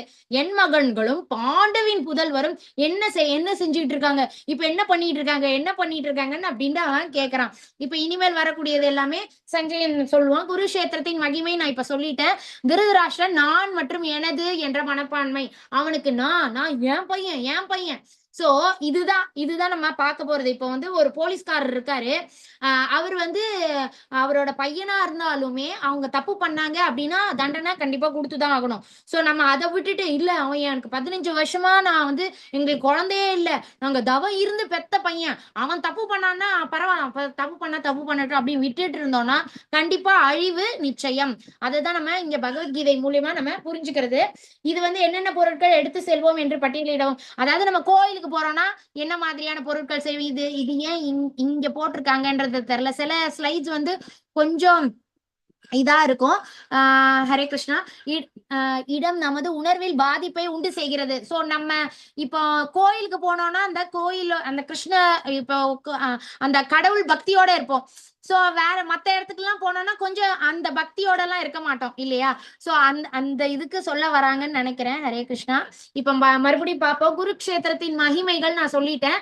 சோ தர்மம் மட்டும்தான் அங்க வாழும், தர்மம் மட்டும்தான் அங்க ஜெயிக்கும். அப்போ பாண்டவர்கள் கிட்டதான் தர்மம் இருக்கு, கௌரவர்கள் கிட்ட தர்மம் இல்ல. சோ இதுவே போர் நடக்கிறதுக்கு முன்னாடியே இந்த விஷயம் எல்லாம் தெரிஞ்சு போச்சு. சோ அது தர்மக்ஷேத்திரம், கண்டிப்பா பாண்டவர்கள் தான் ஜெயிப்பாங்க. பிளஸ் அது ஒரு வழிபாட்டு தலம். ஏன் வழிபாட்டு தலம்? நிறைய ரிஷிகள் அங்க தவம் செஞ்சிருக்காங்க. அதுக்கப்புறம் இங்க பிரபுபாதர் அவர்கள் என்ன சொல்றாங்கன்னா, ஒரு தலைவனா இருக்கிறான் அப்படின்னா அவனுக்கு இத்தனை குவாலிட்டிஸ் இருக்கணும், அவன் ஹானஸ்டா இருக்கணும். இந்த குவாலிட்டிஸ் எல்லாம் அவனுக்கு இருந்துச்சா, துரியோதனனுக்கு இருந்துச்சா? இப்போ நம்ம இங்க இந்த கலியுகத்துல இப்போ 2026ல யாரெல்லாம் தலைவர்களா இருக்காங்களோ அவங்களுக்கு இந்த குவாலிட்டிஸ் எல்லாம் இருக்கா அப்படின்றத நம்ம பார்க்கணும். நேர்மையோட இருக்கிறது அதிகம். எனக்கு இந்த பவர் இருக்கு, நான் மட்டும்தான் வச்சுக்குவேன் அப்படின்னு சொல்லி நீங்க அப்பா ஷேர் பண்ணாம இல்ல என்கிட்ட கேட்டுட்டுதான் எதுனாலும் முடிவு எடுக்கணும் அந்த மாதிரி அப்படி இருக்கா? ரெஸ்பான்சிபிளா இருக்கானா? அவன் ஒரு லீடரா இருக்கானா? அவன் இர்ரெஸ்பான்சிபிளா இருக்கக்கூடாது, அவன் ரெஸ்பான்சிபிளா இருக்கானா? அப்புறம் அந்த கிராட்டிடியூட் நன்றி உணர்வோட இருக்கானா? அதுக்கப்புறம் செல்வாக்குன்றது அவன் நடந்துக்கிற விதத்துல வரும். தொடர்பு திறன் ஒரு ராஜாவா இருக்கிறவன் அவன் ஊர்ல இருக்கிற எல்லா மக்களும் எல்லா வசதியோட சந்தோஷமா இருக்காங்களா அப்படின்றத அவன் என்ஷூர் பண்ணிக்கணும். ஏதோ ஒரு மூலையில ஒரு குறிப்பிட்ட ஒரு ஏழை ஃபேமிலி இருக்கு, அவங்க கஷ்டப்படுறாங்கன்னா அவன் மினிஸ்டர்ஸ் மூலியமாவது போய் அவங்களுக்கு என்ன பிரச்சனை ஏது அப்படின்னு சொல்லி அதை சரி செய்ய ட்ரை பண்ணணும். ஸோ அவன் வந்து ரீச்சபிளா இருக்கணும் எல்லா மக்களுக்கும். தொடர்பு திறன், பச்சாதாபம். அப்புறம் ஒரு விஷயம் நடக்குது, ஐயோ எனக்கு இப்படி நடந்துருச்சு அப்படியே சோகத்துல மூழ்கி இருக்க கூடாது. நன்றி உணர்ச்சி ஏற்கனவே சொல்லியாச்சு. சோ இந்த குணங்கள்லாம் இருக்கணும் அப்படின்னு பிரபுபாதர் அவர்கள் சொல்றாங்க. இந்த குணங்கள்லாம் யாருக்கு இருந்தது? அர்ஜுனருக்கும் அந்த பாண்டவர்களுக்கு இருந்தது. துரியோதனனுக்கோ திருதராஷ்டிரனுக்கோ அது இல்லவே இல்லை. திருதராஷ்டிரனுக்கு என்னென்ன கெட்ட குணங்கள்லாம் இருந்தது? நான் மற்றும் எனது இந்த மனப்பான்மை இருந்துச்சு அப்படின்னாலே அவன் பார்ஷியாலிட்டியா தான் இருக்கான். அப்போ அவன் பையன் தப்பு பண்ணா ஒரு சட்டம், மத்தவன் தப்பு பண்ணா இன்னொரு சட்டம், அந்த மாதிரி இருப்பான் இல்லையா? சோ அப்படி இருக்கக்கூடாது. அது அவனோட குவாலிட்டி இல்ல, அந்த நல்ல குவாலிட்டி இல்ல. சந்தேகப்படுறது, பயத்தோட இருக்கிறது பாரபட்சம், அது சொல்லியாச்சு. தீமை நடக்கும் என்ற நம்பிக்கை, அவனுக்கு வந்து தெரியும் அது அந்த அதர்மம் ஜெயிக்காதுன்னு, அப்படியே அவன் அதர்மத்துக்கு தான் சப்போர்ட் பண்ணிக்கிட்டு இருக்கான். அவன் வந்து அட்வைஸ் பண்ணி அவன் என்ன பண்ணணும், துரியோதனா இதெல்லாம் பண்ணக்கூடாது, இது தப்பு, நீ அவன் யுதிஷ்டிரனுக்கு நீ குடு ராஜ்யத்தை குடு அப்படின்லாம் சொல்லியிருக்கணும் இல்லையா? அவன் எதுவுமே கண்டிக்கல. சோ நம்ம பசங்க தப்பு பண்றாங்கன்னா அப்பா அம்மா கண்டிப்பா கண்டிக்கணும். கண்டிக்காம அவனை அப்படியே வளர்த்து விட்டுட்டா கண்டிப்பா அழிவு நிச்சயம். அதையும் நம்ம தெரிஞ்சுக்கணும். தலைவர் தன் சொந்த இனத்தை அவரை போன்றவர்களையே ஈர்க்கிறார். சோ ஒரு தலைவனா இருக்கிறவன் ஒழுங்கா இருக்கணும். அவன் ஒழுங்கா இல்லைன்னா அவனுக்கு கீழே இருக்கிறவங்க எல்லாருமே தப்பு பண்ண ஆரம்பிச்சிருவாங்க. நமது முக்கிய மதிப்புகளை மறுவரையறை செய்ய பகவத்கீதையை அனுமதிக்கவும். இது நம் குணத்தை சீர்திருத்துவதற்கும் ஆன்மீக பாதையில் நமக்கு உதவும். சோ பகவத்கீதை நம்ம அஃபீஷியல் லைஃபா இருக்கட்டும், பர்சனல் லைஃபா இருக்கட்டும், ஸ்பிரிச்சுவல் லைஃபா இருக்கட்டும், எல்லாத்தையுமே பார்த்துக்கும். ஏன்னா இது பகவானோட திருவாயிலிருந்து வந்தது. நம்ம அதை கொஞ்சம் அப்படியே லெவல் 1 முடிச்சிட்டோம், லெவல் 3 முடிச்சோம், அப்படியே நமக்கு எல்லாம் தெரிஞ்சிருமானா இல்ல. நம்ம இதை படிச்சுக்கிட்டே இருக்கதான் நமக்கு தெரிய வரும். ஒரு உண்மையான தலைவரிடம் ஈர்க்கப்படுவதற்கும் உதவுகிறது. சோ யாரு தலைவனா இருக்கு, ஒரு உண்மையான தலைவன் யாரு அப்படின்றத கண்டுபிடிக்கிறதுக்குமே பகவத்கீதை உதவும். இங்க வந்து பகவத் தர்மம், தர்மத்தை பகவானோட தர்மம்ன்றது என்னது, தர்மத்தை நிலைநாட்டுறதுக்காகத்தான் பகவான் வராங்க. ஏன்னா பகவானே சொல்லியிருக்காங்க, யுகந்தோறும் தர்மத்தை நிலைநாட்டுறதுக்காக நான் அவதரிப்பேன் அப்படின்ட்டு சொல்றாங்க. ஒரு யுகத்துக்குமே பகவான் வராங்க அப்படின்ட்டு.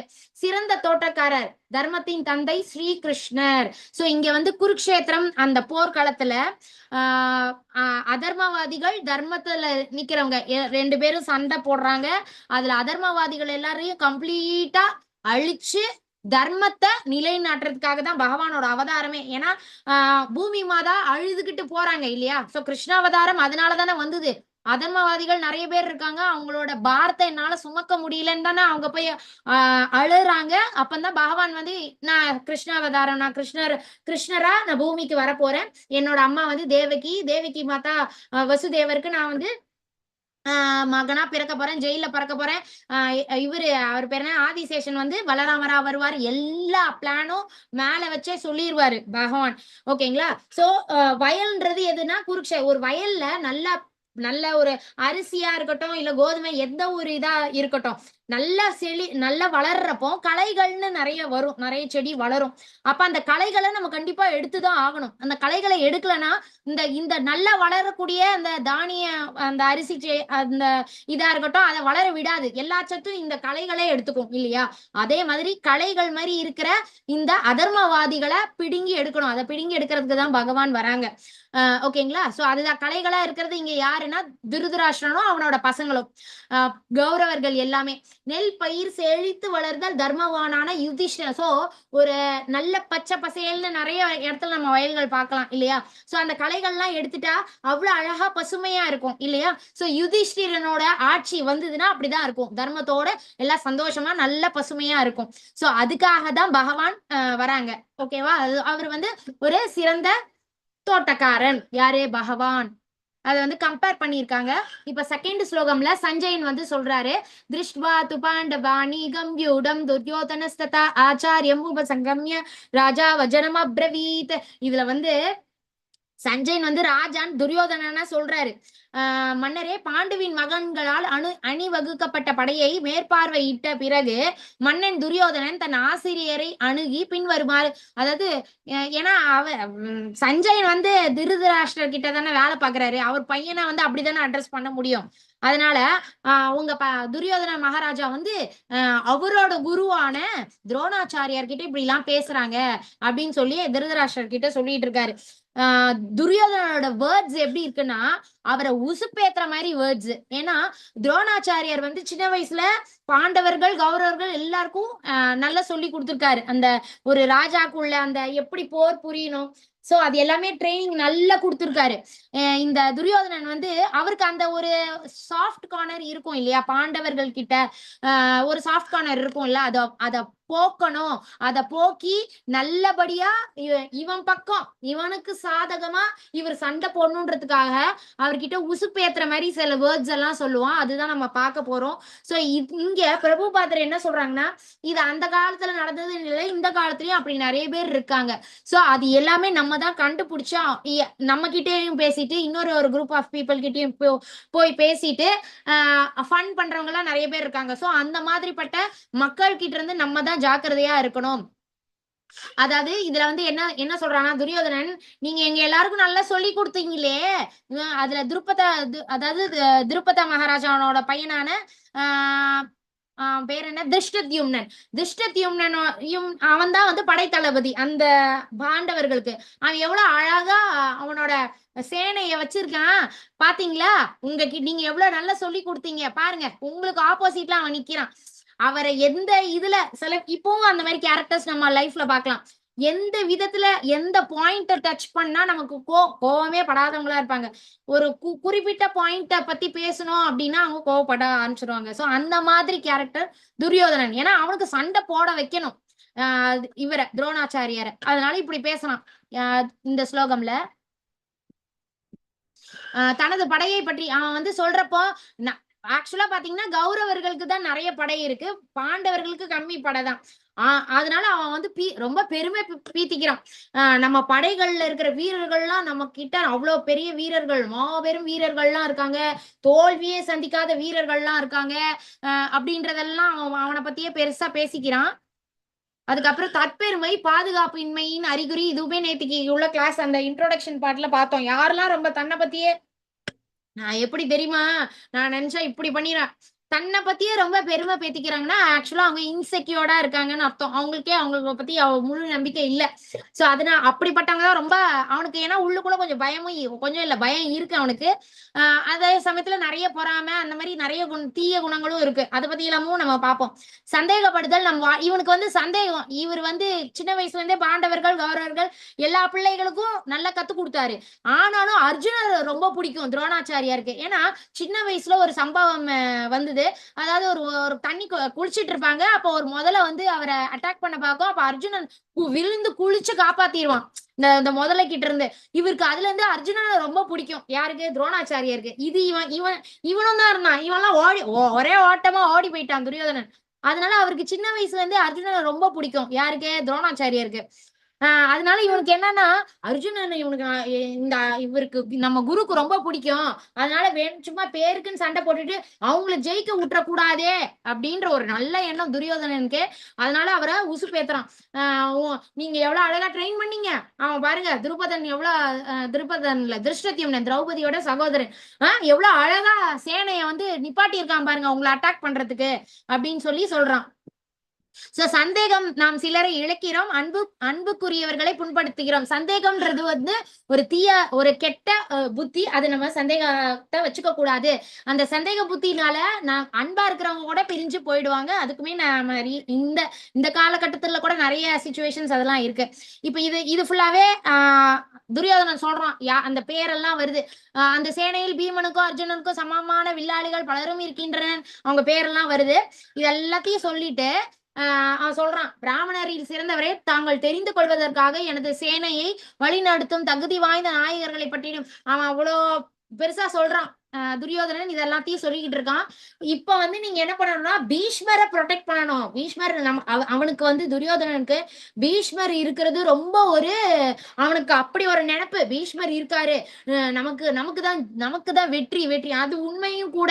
பீஷ்மர் இருக்கிற வரைக்கும் கௌரவர்களுக்கு இது தோல்வின்ற வாய்ப்பே கிடையாது. அதனாலதான் ஒரு ஸ்டேஜ்ல பகவான் வந்து பீஷ்மரை அர்ஜுனன் சொல்வார், இப்ப நீ அம்ப விடு, பீஷ்மர் வந்து இதாகணும் அப்படின்னு. அவர் விழுந்துட்டு அப்புறம் தான் அந்த கௌரவர்களுக்கு தோல்வியும் ஏற்படும். ஓகேங்களா? சோ இவன் வந்து சொல்றான், நீங்க வந்து பீஷ்மரை வந்து அவர் குரு, அவருக்கு தெரியாதா, இவன் சொல்றான், நீங்க வந்து பீஷ்மரை இது பண்ணுங்க, கவர் பண்ணி நல்லபடியா நீங்க இது பண்ண என்ன சொல்றது, போர் புரிங்க, எனக்காக உயிர். இங்க பாருங்க, இங்க வந்து துரியோதனனோட மனப்பான்மை எப்படி இருக்கு, அர்ஜுனனோட மனப்பான்மை எப்படி இருக்கு. அர்ஜுனன் வந்து அந்த ரதத்தை பகவான் நிக்கிறப்போ ஆப்போசிட்ல என்னோட பிளட் ரிலேஷன்ஸ் எல்லாருமே இருக்காங்க, இவங்களை கொண்டுட்டு நான் என்னத்த சந்தோஷத்தை அனுபவிப்பேன் அப்படின்னு அவனுக்கு மனசு இழகுது. இத்தனைக்கும் அவ்வளோ கஷ்டத்தை கொடுத்துருக்கானுங்க அவனுங்க. அவன் தாத்தாவா இருக்கிற பேரு அவர் அந்த வயசான காலகட்டத்துல வராரு, வரேன் நான் சண்டை போடுறதுக்குன்னு. இவன் இந்த வயசுல இவனுக்கு இருக்கிற அந்த எந்த ஒரு ஒரியும் அவங்க பக்கம் இல்ல. அவங்க இவனை கொல்லணும்னு இருக்காங்க, இதே ஃபீலிங் அவங்களுக்கும் இருக்கணும் இல்ல, அவங்க யாருக்குமே இல்ல. அதுதான் பகவான் சொல்லுவாரு, அவங்க இப்படி இருக்காங்க நீ இப்படி இருக்கியே அப்படின்ட்டு. எனக்காக உயிரையும் கொடுக்கக்கூடிய எண்ணற்ற மாவீரர்கள் பலரும் உள்ளனர். யாரு? துரியோதனன். இவன் ஜெயிக்கணும்ன்றதுக்காக மத்தவங்க வந்து சாவணுமா? அர்ஜுனரோட நினைப்பு என்னது, ஐயோ நான் வந்து இவங்களெல்லாம் கொன்னுட்டு நான் ராஜ்யத்தை ஆளணுமா அப்படின்னு அவனுக்கு நினைப்பு, யாரும் சாக கூடாதுன்னு. இங்க இவன் சொல்றான், எனக்காக ரெடியா இருக்காங்க, நான் சந்தோஷமா இருக்கணும்ன்றதுக்காக எல்லாரும் சாவறதுக்கு ரெடியா இருக்காங்க அப்படின்றான் இவன். வல்லுநர்களான அவர்கள் அனைவரும் பலவிதமான ஆயுதங்களுடன் அதாவது அவனோட படை வீரர்கள் எல்லாரும் ரெடியா இருக்காங்க அட்டாக் பண்றதுக்கு அப்படின்ட்டு துரியோதனன் சொல்றான். சோ இப்ப வந்து நம்ம சைட்ல பீஷ்மர் இருக்காரு, அவரோட பவர் வந்து நம்ம அளக்கவே முடியாது. அதனால நீங்க ஃபர்ஸ்டே அவர் போக வேணாம், அவரை நம்ம இது பண்ணி எப்படி போனோம் அப்படி போனோம்ட்டு அவன் வந்து சொல்லிக்கிட்டு இருக்கான். சேனையோ பாண்டவர்களோட படைகள் வந்து அளவிடக்கூடியது, நம்மளோட படை அளவிடவே முடியாது, அதனால நிச்சயம் நம்ம தான் ஜெயிப்போம் அப்படின்ற மாதிரி ரொம்ப இது பண்ணிக்கிட்டு இருக்கான், பெருமை பீத்திக்கிட்டு இருக்கான். படை அணி வகுப்பின் நுழைவாயிலில் தத்தமது போர் முனைகளில் இருந்தபடியே நீங்கள் அனைவரும் பாட்டனார் பீஷ்மருக்கு முழு பாதுகாப்பு அளிக்க வேண்டும். இது ஃபுல்லா யார் சொல்றா? துரியோதனன் சொல்லிட்டு இருக்கான் துரோணாச்சாரியார் கிட்ட. இது எல்லாத்தையுமே சஞ்சயன் திருதராஷ்டிரர் கிட்டயும் சொல்லிக்கிட்டு இருக்கான். பின்னர் குரு வம்சத்தின் மாபெரும் வீரரும் பாட்டனமான பீஷ்மர் தனது இப்போ இவ்வளவு தூரம் பேசுறான்ல, பீஷ்மர் வந்து இவனோட இது தாங்க முடியலையே அப்படின்னு சொல்லி ஊத ஆரம்பிச்சிடுறாரு. சங்கு அந்த காலத்துல சங்கு ஏன் முழங்குறாங்கன்னா, நாங்க ரெடி, நீங்க ரெடியா? இவங்க சங்கு ஊதுறாங்கன்னா பதிலுக்கு அவங்களும் சங்கு ஊதுறோம், அப்ப ரெடி, வாங்க அட்டாக் பண்ணலாம். இது அவங்க ப்ரொசீஜர் மாதிரி. சோ இப்ப பீஷ்மர் வந்து சங்கு ஊதுறாரு. சங்கு ஊதுறோன்னு துரியோதனனுக்கு அப்பா வெற்றி நிச்சயம் அப்படின்ற அளவுக்கு அவனுக்கு அவ்வளோ ஒரு சந்தோஷம் வருது. யாருக்கு? துரியோதனனுக்கு. அவன் சந்தோஷம் ரொம்ப நேரம் நீடிக்கல. அடுத்தது என்ன ஆக போகுதுன்னு பாருங்க. பீஷ்மர் சங்கு முழங்கினார். அவருக்கு இவன் டார்ச்சர் தாங்க முடியல, அவருக்கு தெரியுது இவன் தப்பு பண்றான்றது தெரியுது. அப்பப்ப போய் அட்வைஸும் பண்றாரு, இவன் கேட்க மாட்டேங்கிறான். கேட்காதவனை வச்சுக்கிட்டு என்ன பண்றது இல்லையா? சரின்ட்டு அவரோட சங்க ஊதுறாரு. எதுக்காகனா, சரி இவன் இப்படி பண்ணிக்கிட்டு இருக்க, இவன் ரொம்ப ஓவரா பேசிக்கிட்டு இருக்கான், சரி அப்படின்ட்டு நம்ம ஸ்டார்ட் பண்ணிடுவோம் அப்படின்ட்டு அவரு சங்கு ஊதுறாரு. வேற வழி இல்ல, அவன் பக்கம் இருந்திருக்காரு, வாக்கு கொடுத்துருக்கிறாரு, நான் வந்து காப்பாத்துவேன் அப்படின்ட்டு. அதனால அவருக்கு நல்லாவே தெரியும் பாண்டவர்கள் தான் ஜெயிக்க போறாங்க, கௌரவர்கள் தோற்க போறாங்கன்றதும் நல்லா தெரியும். ஆனால அவரு முழங்கினார். இப்ப அடுத்தது, அதன் பின் சங்குகள் மத்தவங்க. சோ இங்க இருந்து இவர் சங்கு ஊதுறாரா, இங்க கௌரவர் படைகள்ல இருக்கிற எல்லாருமே அவங்கவுங்களோட மத்தவங்க அந்த சோல்ஜர்ஸ் அவங்க எல்லாம் மத்தளங்களோ முரசுகளை கொட்டுறது, தார தப்பட்டை எல்லாத்தையும் அடிக்கிறாங்க. இவனுக்கு யாருக்கு? துரியோதன வெற்றி நிச்சயம், கன்ஃபார்ம், எனக்குதான் வெற்றி அப்படின்னு சந்தோஷத்தை துள்ளி குதிச்சுட்டு இருக்கான் மனசு அளவுல. இப்போ ஆப்போசிட் சைட்ல நம்ம ஹீரோ வெள்ளை குதிரைகள் பூட்டிய மிகச்சிறந்த ரதத்தின் அமர்ந்திருந்த பகவான் கிருஷ்ணரும் அர்ஜுனனும் தங்களது தெய்வீக சங்குகளை முழங்கினர். என்ன சங்குகள் முழங்கினாங்க, அந்த பேரு அதெல்லாமே பார்க்க போறோம். சோ இப்ப வந்து இவங்க சங்கு ஊதுன உடனே அங்க இருந்தும் பகவான் கிருஷ்ணர் ஃபர்ஸ்ட் சங்கு ஊதுறாங்க, அதுக்கப்புறம் அர்ஜுனர், அதுக்கப்புறம் பீமன், யுதிஷ்டிரர், நகுல சகாதேவன் எல்லாருமே சங்கு ஊதுறாங்க. இப்போ இந்த சங்கோலிக்கு முன்னாடி அர்ஜுனன் என்ன பண்ணுவானா, துரோணாச்சாரியார் அவனுக்கு வந்து குரு பக்தி அந்த அளவுக்கு அவனுக்கு முக்கியம். அவனோட ஆப்போசிட் சைட்ல குரு இருந்தாலும் அந்த ரதத்துல இருந்து இறங்கி குருவே வணக்கம் சொல்லி கீழே விழுந்து கும்பிடுறான். அவரும் ஆசீர்வாதம் பண்ணிட்டு, சரி இப்ப நம்ம போர்க்களத்துல இருக்கோம், நீ போய் போராடு, என் ஆசீர்வாதம் உண்டுன்னு சொல்லி அவரும் பிளஸ் பண்ணிடுறாரு. சோ இதுக்காக இந்த பிக்சர் போட்டிருக்காங்க. துருவ மகாராஜா இல்லையா, நாரதர் தான் அந்த ஓம் நமோ பகவதே வாசுதேவாய சொல்றாங்க. துருவர் வந்து மதுவனத்துல போய் தவம் இருக்காங்க இல்லையா, அவங்க ஜெயிச்சாங்களா இல்லையா. நம்ம குருக்கு அவ்வளவு பக்தி பண்ணோம், குரு சொல்றபடி கேட்டோம், குருக்கு அவ்வளவு மரியாதை கொடுத்தோம்னா கண்டிப்பா பகவானும் அத இது பண்ணுவாரு. ஏன்னா பகவானே சொல்லியிருக்காங்க, நீ குரு மூலியமா என்கிட்ட வா அப்படின்ட்டு. ஓகேங்களா. சோ அர்ஜுன் இதுவும் ஒரு நிறைய காரணங்கள் ஏன் பாண்டவர்கள் ஜெயிச்சாங்க அப்படின்னு. அந்த சைடு பார்த்தா அவன் வந்து குருவை என்ன பண்ணிக்கிட்டு இருக்கான், குருவை இது பண்ணிக்கிட்டு இருக்கான், குத்தி குத்தி பேசுறான். யாரு, துரியோதனன். சோ இது மூலியமா என்ன தெரிஞ்சுக்கணும், நம்ம குருவை வந்து நிந்திக்க கூடாது, குரு கிட்ட மரியாதை செலுத்தணும். பகவான் கிருஷ்ணருடைய இருப்பு மட்டுமே எல்லா மங்களங்களையும் அள்ளி தரும், அவரை சார்ந்த அனைத்துமே திவ்யமானவை. சோ பகவான் கிருஷ்ணர் அர்ஜுனர் பக்கத்துல இருக்கிறனால கண்டிப்பா வெற்றி அங்கதான் அவங்களுக்கு தான் கிடைக்கும். மத்தபடி போர் ஸ்டார்ட் ஆகிறதுக்கு முன்னாடியே கன்ஃபார்ம் ஆயிடுச்சு பாண்டவர்கள் தான் ஜெயிப்பாங்கன்னு. அதுக்கான அறிகுறிகள் என்னன்னா, தெய்வீக சங்கு பகவான் ஊதுறாங்க சங்கு. அந்த சங்குக்கு அந்த பேர் எல்லாமே அடுத்த ஸ்லைட்ல வரும். அவங்க சங்கோட ஒளி இவனுக்கு யாருக்கு, துரியோதனுக்கு கதி கலங்கி அப்படியே பயந்துட்டான், அரண்டு போயிட்டான். அந்த அளவுக்கு, இத்தனைக்கும் இவன் சேனையை விட அங்க சேனைகள் வந்து கம்மி, அப்ப சவுண்டு கம்மியா தானே இருக்கணும். ஆனா அப்படி இல்ல, பயங்கரமா இருக்கு இவனுக்கு. ஏன்னா இவன் அதர்ம பாதையில இருக்கான் இல்லையா. அதர்மவாதிகளுக்கு தெய்வீக சம்பந்தப்பட்டது எல்லாமே பயம்புறுத்துற மாதிரி தான் இருக்கும். கிருஷ்ணன் இறுதி இருப்பு வெற்றியை உறுதி, ஏன்னா கிருஷ்ண பகவான் அவங்க கூட இருக்காங்க, அப்ப கன்ஃபார்ம்டா அவங்கதான் ஜெயிப்பாங்க. அர்ஜுனரோட கொடி ரதத்தோட கொடியில ஆஞ்சநேயர் இருக்காரு. ஆஞ்சநேயர் எங்க இருக்காரோ அங்க வெற்றி தான் நிச்சயம். லக்ஷ்மி தேவி, பகவான் எங்கெல்லாம் இருக்காங்களோ அங்க லக்ஷ்மி தேவியும் கூடவே இருப்பாங்க. லக்ஷ்மி தேவி இருக்கிறனால அங்க வெற்றி கண்டிப்பா நிச்சயம். அர்ஜுனனுக்கு கொடுக்கப்பட்ட தேர் வந்து அக்னி தேருன்றனால அதுவும் பவர்ஃபுல்லான தேரு, அதனால கண்டிப்பா உங்களுக்கு வெற்றி தான். இப்போ பாஞ்சஜன்யம், பகவான் ஊதுற அந்த சங்குக்கு பேரு பாஞ்சஜன்யம், அதை எடுத்து முழங்குறாங்க. அர்ஜுனன் ஊதுற சங்குக்கு பேரு தேவதத்தம். சோ அப்புறம் பீமன் ஊதுற சங்குக்கு பேரு பவுண்ட்ரம். இது எல்லாத்தையும் அவங்க முழங்குறப்போ துரியோதனனுக்கு எப்படி இருக்கு, ரொம்ப பயந்துட்டோம், என்னோட அப்படியே ஹார்ட் அட்டாக்கே வந்துரும் போல இருக்கு, அந்த அளவுக்கு பயங்கரமா இருக்கு அவனுக்கு. பகவான் வந்து ரிஷிகேஷர். ஏன் ரிஷிகேஷர், இவரு யாரு, அர்ஜுனர் வந்து குடாகேஷர், பகவான் வந்து ரிஷிகேஷர். குடாகேஷர்னா தூக்கத்தை ஜெயிச்சவரு, பகவான் வந்து ரிஷிகேஷர்னா புலன்களுக்கு அதிபதி அவர் தான். புலன்களை கண்ட்ரோல் பண்ணக்கூடிய இது கண்ட்ரோலர் அவர்கிட்டதான் இருக்கு. இப்போ டிவியோட ரிமோட் கண்ட்ரோல் இருக்கு இல்லையா, நம்ம இங்க இருந்துட்டு கண்ட்ரோல் பண்றோம். அந்த மாதிரி நம்ம எல்லாரும் ஐம்புலன்களை கட்டுப்படுத்தி கிருஷ்ண பக்தி பண்ணணும்.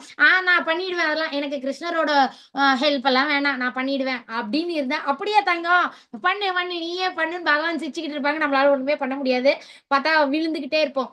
அதுவுமே நம்ம உணரலாம் நிறைய இதுல. சோ நம்ம எல்லாரும் நம்ம புலன்களை எல்லாம் கட்டுப்படுத்தி பகவானோட சேவையில ஈடுபடுத்தணும்னா அவரோட ஹெல்ப் கண்டிப்பா வேணும். சோ அதனால பகவான் ரிஷிகேஷர் அப்படின்ட்டு கூப்பிடுவாங்க. கிருஷ்ணரின் அம்சம். சோ நம்ம எல்லாருமே பகவானோட பார்ட்ஸ் அண்ட் பார்சல். சோ நம்மளோட புலன்களும் பகவானோட, இப்ப நான் சொன்னதுதான் இங்க இதுக்கான அர்த்தத்தை தான் நான் சொன்னேன். சோ புலன்கள் பகவானோட அம்சங்கள் அப்படின்றனால நம்மளோட அல்டிமேட் கண்ட்ரோல் யார்கிட்ட இருக்கு, பிடி உன் குடுமி என்கிட்ட அப்படின்னு சில பேர் சொல்லுவாங்க. அது நம்ம குடுமி பகவான் கிட்ட இருக்கு. நமது புலன்களை கிருஷ்ணரின் திருப்திக்காக அவரது சேவையில் ஈடுபடுத்த வேண்டும். இதுவும் நம்ம பார்த்தோம் இல்லையா, கிருஷ்ண பகவானோட சேவையில ஈடுபடுத்திட்டோம் அப்படின்னா நம்ம தப்பிச்சிட்டோம், இல்லைன்னா நம்ம மாட்டினோம். இப்போ அந்த சங்குகள் பத்தி 16th 17th 18th சொல்றாங்க. ஆல்ரெடி பார்த்தோம், கிருஷ்ண பகவான் ஊதுற அந்த சங்குக்கு பேரு பாஞ்சஜன்யம். அர்ஜுனரோட சங்குக்கு பேரு இதில் தேவதத்தமா. அப்புறம் இவரு பீமனோடது பவுண்ட்ரம். யுதிஷ்டிரர் அவரும் சங்கு முழங்குறாரு, அதுக்கு பேரு ஆனந்த விஜயம். அப்புறம் நகுல சகாதேவன் அவங்க முழங்குற சங்குக்கு பேரு சுகோஷம் மணி புஷ்பகம். இந்த சங்கு எல்லாத்தையும் முழங்குறாங்க. பெரும் வில்லாளியான இன்னும் நிறைய வீரர்கள் இருக்காங்க, ரெண்டு சைட்லயுமே வீரர்கள் நிறைய பேர் இருக்காங்க இல்லையா. சோ இங்க காசிராஜன், அப்புறம் சிகண்டியோட இதனாலதான் இவருக்கு இறப்பு வரும்னு நிர்ணயிக்கப்பட்டு சொல்லப்பட்டிருக்கு இல்லையா? திருஷ்டத்யும்னன், விராடன், வெல்ல இயலாத சாத்தியகி, துருபதன், திரௌபதியின் புதல்வர்கள் மற்றும் மாவீரரான சுபத்ரையின் மகன் யார் அது? அபிமன்யு. எல்லாரும் அவங்களோட சங்க முழங்கினார்கள். இப்ப பாருங்க, அந்த தெய்வீக சங்குகளோட பேரு, இது ரொம்ப ரொம்ப முக்கியம். உங்களுக்கு குவிஸ்ல கூட கேட்பாங்க, இதை நீங்க ஸ்கிரீன்ஷாட் கூட எடுத்து வச்சுக்கலாம். சோ பகவான் முழங்கின சங்கோட பேரு, அர்ஜுனன் முழங்கின சங்கோட பேரு, எல்லா பேரும் கொடுத்திருக்காங்க. சோ இவங்க எல்லாரும் முழங்கினதும் திருதராஷ்டிரன் இதெல்லாம் லைவா சொல்லிட்டு இருக்காரு. திருதராஷ்டிரனுக்கும் பயம் வந்துருச்சு, துரியோதனனுக்கு ரொம்ப ஆடி போயிட்டான். எல்லாமே சங்குகள் உட்பட இந்த சங்குகளோட பேர்கள் பாருங்க எவ்வளவு அழகா இருக்கு. பிரபுபாதர்கள் என்ன சொல்றாங்கன்னா, ஆனா இந்த காலத்துல பேரா வைக்கிறாங்க, மனுஷனுக்கு நம்பர் பேர் ட்ரிஷா, நயன்தாரா அப்படின்லாம் பேர் வைக்கிறாங்க. பகவானோட பேரை வைக்கலாம் இல்லையா? சோ இங்க 19th ஸ்லோகம்ல என்ன சொல்றாங்கன்னா, பல்வேறு சங்கொலிகளின் முழக்கம் பேரொழியாக எழுந்து பூமியும் வானமும் நடுங்குமாறு எதிரொலிக்க திருதராஷ்டிரனின் மகன்களுடைய இதயங்கள் சிதறி போயின. சோ எல்லாரும் இங்க பாண்டவர்கள் எல்லாரும் சங்கு முழங்குறாங்க. அதெல்லாம் அவங்களுக்கு அப்படி எல்லாருக்கும், துரியோதனனுக்கு மட்டும் இல்ல, துரியோதனனோட தம்பிக எல்லாருமே ஆடி போறானுங்க. அப்பா என்னடா இவனுங்க இப்படி இருக்கு, இப்படி சத்தம் இப்படி கேக்குதே அப்படின்ற மாதிரி அந்த சத்தத்திலே அவனுங்க பயந்து போயிட்டானுங்க. கிருஷ்ணரிடம் சரணடைந்த ஒருவனுக்கு மிகப்பெரிய ஆபத்திலும் பயப்பட. சோ அவங்க ஏன் பயப்படுறாங்க அப்படின்னா, அவங்க கிட்ட பகவான் இல்லையா? பகவான் நம்ம கிட்ட இருந்தாங்கன்னா நமக்கு பயம் இருக்காது. ராதே கிருஷ்ணா மாரேக்கே, மாரே கிருஷ்ணா ராகேக்கே. ஏன்னா திரௌபதியோட போட்டோ போட்டிருக்காங்க பாருங்க. திரௌபதி அவ துகில் உரிச்சப்பா கோவிந்தா காப்பாத்து, கோவிந்தா காப்பாத்து, பகவானோட நாமம் சொன்னதுக்கே பகவான் காப்பாத்திட்டாரு சேலைய கொடுத்து. பகவானோட நாமத்துக்கே அவ்வளவு பவர் இருக்குன்னா அப்ப பகவானே கூட இருக்காங்க. அப்ப நம்ம எதுக்கு பயப்படணும் இல்லையா? அதுதான் இங்க சொல்லப்படுது. நாம் கிருஷ்ணரின் பக்கத்தில் இருந்தால், அதாவது பகவான் தர்மத்தோட பக்கத்துலதான் இருப்பாங்க, அதர்ம பக்கத்துல பகவான் இருக்க மாட்டாங்க. அவனோட இது படுத்துடணும், நான் சூன்யம் வைக்கிறேன் இதுக்கு, அதெல்லாம் பகவான் அதுக்கெல்லாம் ஒரு செவியும் சாய்க்க மாட்டாரு. நம்ம கும்பிடுறப்பமா அவன் அழிஞ்சு போகணும் இப்படிலாம் கேட்டா பகவான் ஒண்ணுமே இது பண்ண மாட்டார். நமக்குதான் அது எல்லாமே ஆகும். சோ பக்தர்களா இருக்கிறவங்க எல்லாரும் சேர்ந்து கிருஷ்ண பக்தி பண்ணணும், எல்லாரும் நல்லா இருக்கணும். இப்ப நம்ம சனாதன தர்மத்தை பொறுத்த வரைக்கும் அந்த வேர்டு இருக்கும்ல, எல்லா உலகத்துல இருக்க எல்லா லோகா சமஸ்தா சுகினோ பவந்து, என் நாட்டு மக்கள் மட்டும் இல்ல, உலகத்துல இருக்க எல்லாரும் நல்லா இருக்கணும் அப்படின்னு நினைக்கிற தர்மம் தான் நம்மளோட சனாதன தர்மம். நாம் கிருஷ்ணரின் பக்கத்தில் இருந்தால் அவரது அனைத்து சகாக்களும் நமக்கு உதவுவார். அவரோட அசோசியேட்ஸா இருக்கிற எல்லா தேவர்களும் நமக்கு ஹெல்ப் பண்ணுவாங்க. இப்போ எக்ஸாம்பிளுக்கு பாத்தீங்கன்னா, இந்திரபிரஸ்தத்தை ஆக்சுவலா கொடுத்திருப்பான் யாரு? துரியோதனன் இவருக்கு அர்ஜுனனுக்கு கொடுத்திருப்பான். அது ஒரு வேஸ்ட் லேண்ட். அதுல இவனுங்க போய் பொழைச்சுக்கிட்டு என்ன பண்ண போறானுங்கன்ட்டு அந்த ஒரு நல்ல எண்ணம் துரியோதனனுக்கு கொடுத்திருப்பான். அவங்களுக்கு என்ன, அது ஒரு காஞ்சு போன இடத்துல அவனுங்க என்ன வாழ்ந்துட போறானுங்க. ஆனா அர்ஜுனர் பகவான் சொல்லுவாங்க, நீ வாங்கிக்கோ அப்படின்ட்டு. வாங்கிட்ட அப்புறம் அந்த இந்திரபிரஸ்த நகரம், அதாவது இப்ப இருக்கிற டெல்லி, அது அப்படி மாட மாளிகைகள். ஏன்னா கிருஷ்ண பகவான் எல்லா தேவர்களுக்கும் ஆணையிட்டுட்டாங்க, அந்த நாட்டை நீ சூப்பரா ஆக்கிருங்க, நல்ல வளமா ஆக்கிடுங்க அப்படின்னு பகவான் சொல்லிட்டாங்க. அதனால ஏன்னா இப்ப நம்ம பார்த்தோம் இல்லையா, பகவானோட அசோசியேட்ஸ் எல்லாரும் ஹெல்ப் பண்ணுவாங்க. ஏன்னா பாண்டவர்கள் கிருஷ்ண பக்தர்கள் எல்லாருமே. நான் எப்போ அது Kunti Devi full and full எனக்கு கஷ்டத்தை கூட, ஏன்னா நான் எப்பெல்லாம் எங்களுக்கு கஷ்டம் வருதோ நீ வர, நாங்க உன்னைய தரிசனம் பண்ணுவோம். அதனால எப்பவுமே நினைச்சுக்கிட்டு இருக்கவங்க கிருஷ்ண பக்தர்கள், டை ஹார்ட் ஃபேன்ஸ்ன்ற மாதிரி, die hard devotees of Krishna. அதனால யாரெல்லாம் டிவோட்டிஸ் ஆஃப் கிருஷ்ணாவா இருக்காங்களோ, கிருஷ்ணர் அவருக்கு கீழே இருக்கிற தேவர்கள் எல்லாம் நீங்க அவங்களுக்கு சகாயம் பண்ணுங்க, ஹெல்ப் பண்ணுங்கன்னு சொல்லிடுவாரு. ஆர்டர் போட்டுட்டு அவங்க எல்லாருமே செஞ்சிருவாங்க. சோ அந்த நாட்டையே வளமாக்கிடுவாங்க. துரியோதனனுக்கு அவ்வளவு பொறாம, நம்ம ஒரு வேஸ்ட் லேண்டா கொடுத்தோம், இவ்வளவு சூப்பரா ஆக்கிட்டானே, இதையும் நம்ம வாங்கிடணும் அப்படின்னு சொல்லிதான் சும்மா விளையாட்டுக்கு. இப்ப நம்ம எல்லா ரிலேட்டிவ்ஸ் எல்லாரும் வர்றப்ப நம்ம எல்லாரும் சேர்ந்து விளையாடுவோம் இல்லையா? அந்த மாதிரி அவன் கூப்பிடுறான், நம்ம சும்மா விளையாடலாமே அப்படின்னு சொல்லி கூப்பிடுறான். அப்படி கூப்பிட்டுதான் இவங்க எல்லாரும் போறாங்க பாண்டவர்கள். போறப்ப சும்மா வைங்கன்னு சொல்லி ஒண்ணு அவங்க வாங்கிடுறான். எனக்கு இந்திரபிரஸ்தத்தை கொடுத்துரு அப்படின்னு சொல்லி அப்படியே அபகரிச்சிடுறான். சோ இதுதான் நடந்துச்சு. சோ அவனுக்கு அவ்வளவு பொறாம குணம். ஓகேங்களா? சோ நம்ம வந்து கிருஷ்ண பக்தி பண்றப்போ பகவானோட தேவர்கள் எல்லாருமே நமக்கு ஹெல்ப் பண்ணுவாங்க. அண்ட் அதனாலதான் பிரபுபாதருமே, அதனாலதான் பகவானுமே பகவத்கீதையில சொல்லியிருக்காங்க, நோ கேம்பிளிங், சூதாட்டம் ஆடக்கூடாது. இவங்களுக்கு தெரியல, பாண்டவர்களுக்கு தெரியல, இவனோட உள்நோக்கம் இப்படி இருக்குன்றது அவங்களுக்கு தெரியல இல்லையா? அவன் எவ்வளவு புத்திசாலித்தனமா என் மாமா விளையாடுவாங்க அப்படின்னு சொல்லி சகுனிய விளையாட வச்சான். சகுனி அவன் பகடக்காயா எதை யூஸ் பண்றான், அவங்க அப்பாவோட முதுகெலும்பு அதெல்லாம் ஆட் பண்ணியிருக்கோம். அதனால அவனுக்கு எப்பவுமே அவன் கரெக்டா என்ன தாயம் வருமா, தாயம் தான் அந்த மாதிரி. இவனுங்க மட்டும் கொஞ்சம் புத்திசாலித்தனமா எனக்கு பதில் கிருஷ்ணர் விளையாடுவாங்க அப்படின்னு சொல்லிதான் என்டையர் பகவத்கீதையே வந்திருக்காது இல்லையா? சோ அந்த மாதிரி இருக்கு. ஆனா அவங்க எல்லாரும் அதர்மவாதிகள், அவங்க எல்லாரும் அழிஞ்சே ஆகணும். சோ அதனால எல்லாமே நடக்குது, பகவானுக்கு தெரியாம இல்ல. இப்போ அச்சமயத்தில் அனுமானின் கொடியை தாங்கிய தேரில் அமர்ந்து இருந்த பாண்டுவின் மகன் அர்ஜுனன் தனது வில்லை ஏந்தி எய்ய தயாரானான். அணிவகுக்கப்பட்ட படையில் திருத மகேந்திரர்களை கண்டவுடன் பகவான் இப்ப வந்து இப்ப இவர் அந்த போட்டோவை பாருங்க. இப்ப இவங்க எல்லாம் சத்தம் சங்கு ஊதுறாங்கல்ல, அப்ப ஆஞ்சநேயரும் சத்தம் போடுறாராம். அதனாலதான் அந்த துரியோதனன் அவனோட தம்பிகளுக்கு எல்லாம் அவ்வளோ ஒரு பகீர்னு இருக்கு. ஆஞ்சநேயரும் சேர்ந்து சத்தம் போடுறாராம். அதுக்கப்புறம் இப்ப வந்து பகவான் வந்து சொல்றாங்க, என்ன சொல்றாங்கன்னா பாப்போம் அடுத்த ஸ்லோகம். இது வந்து மறுபடியும் பார்த்தோம், ஏற்கனவே பார்த்தோம் இல்லையா?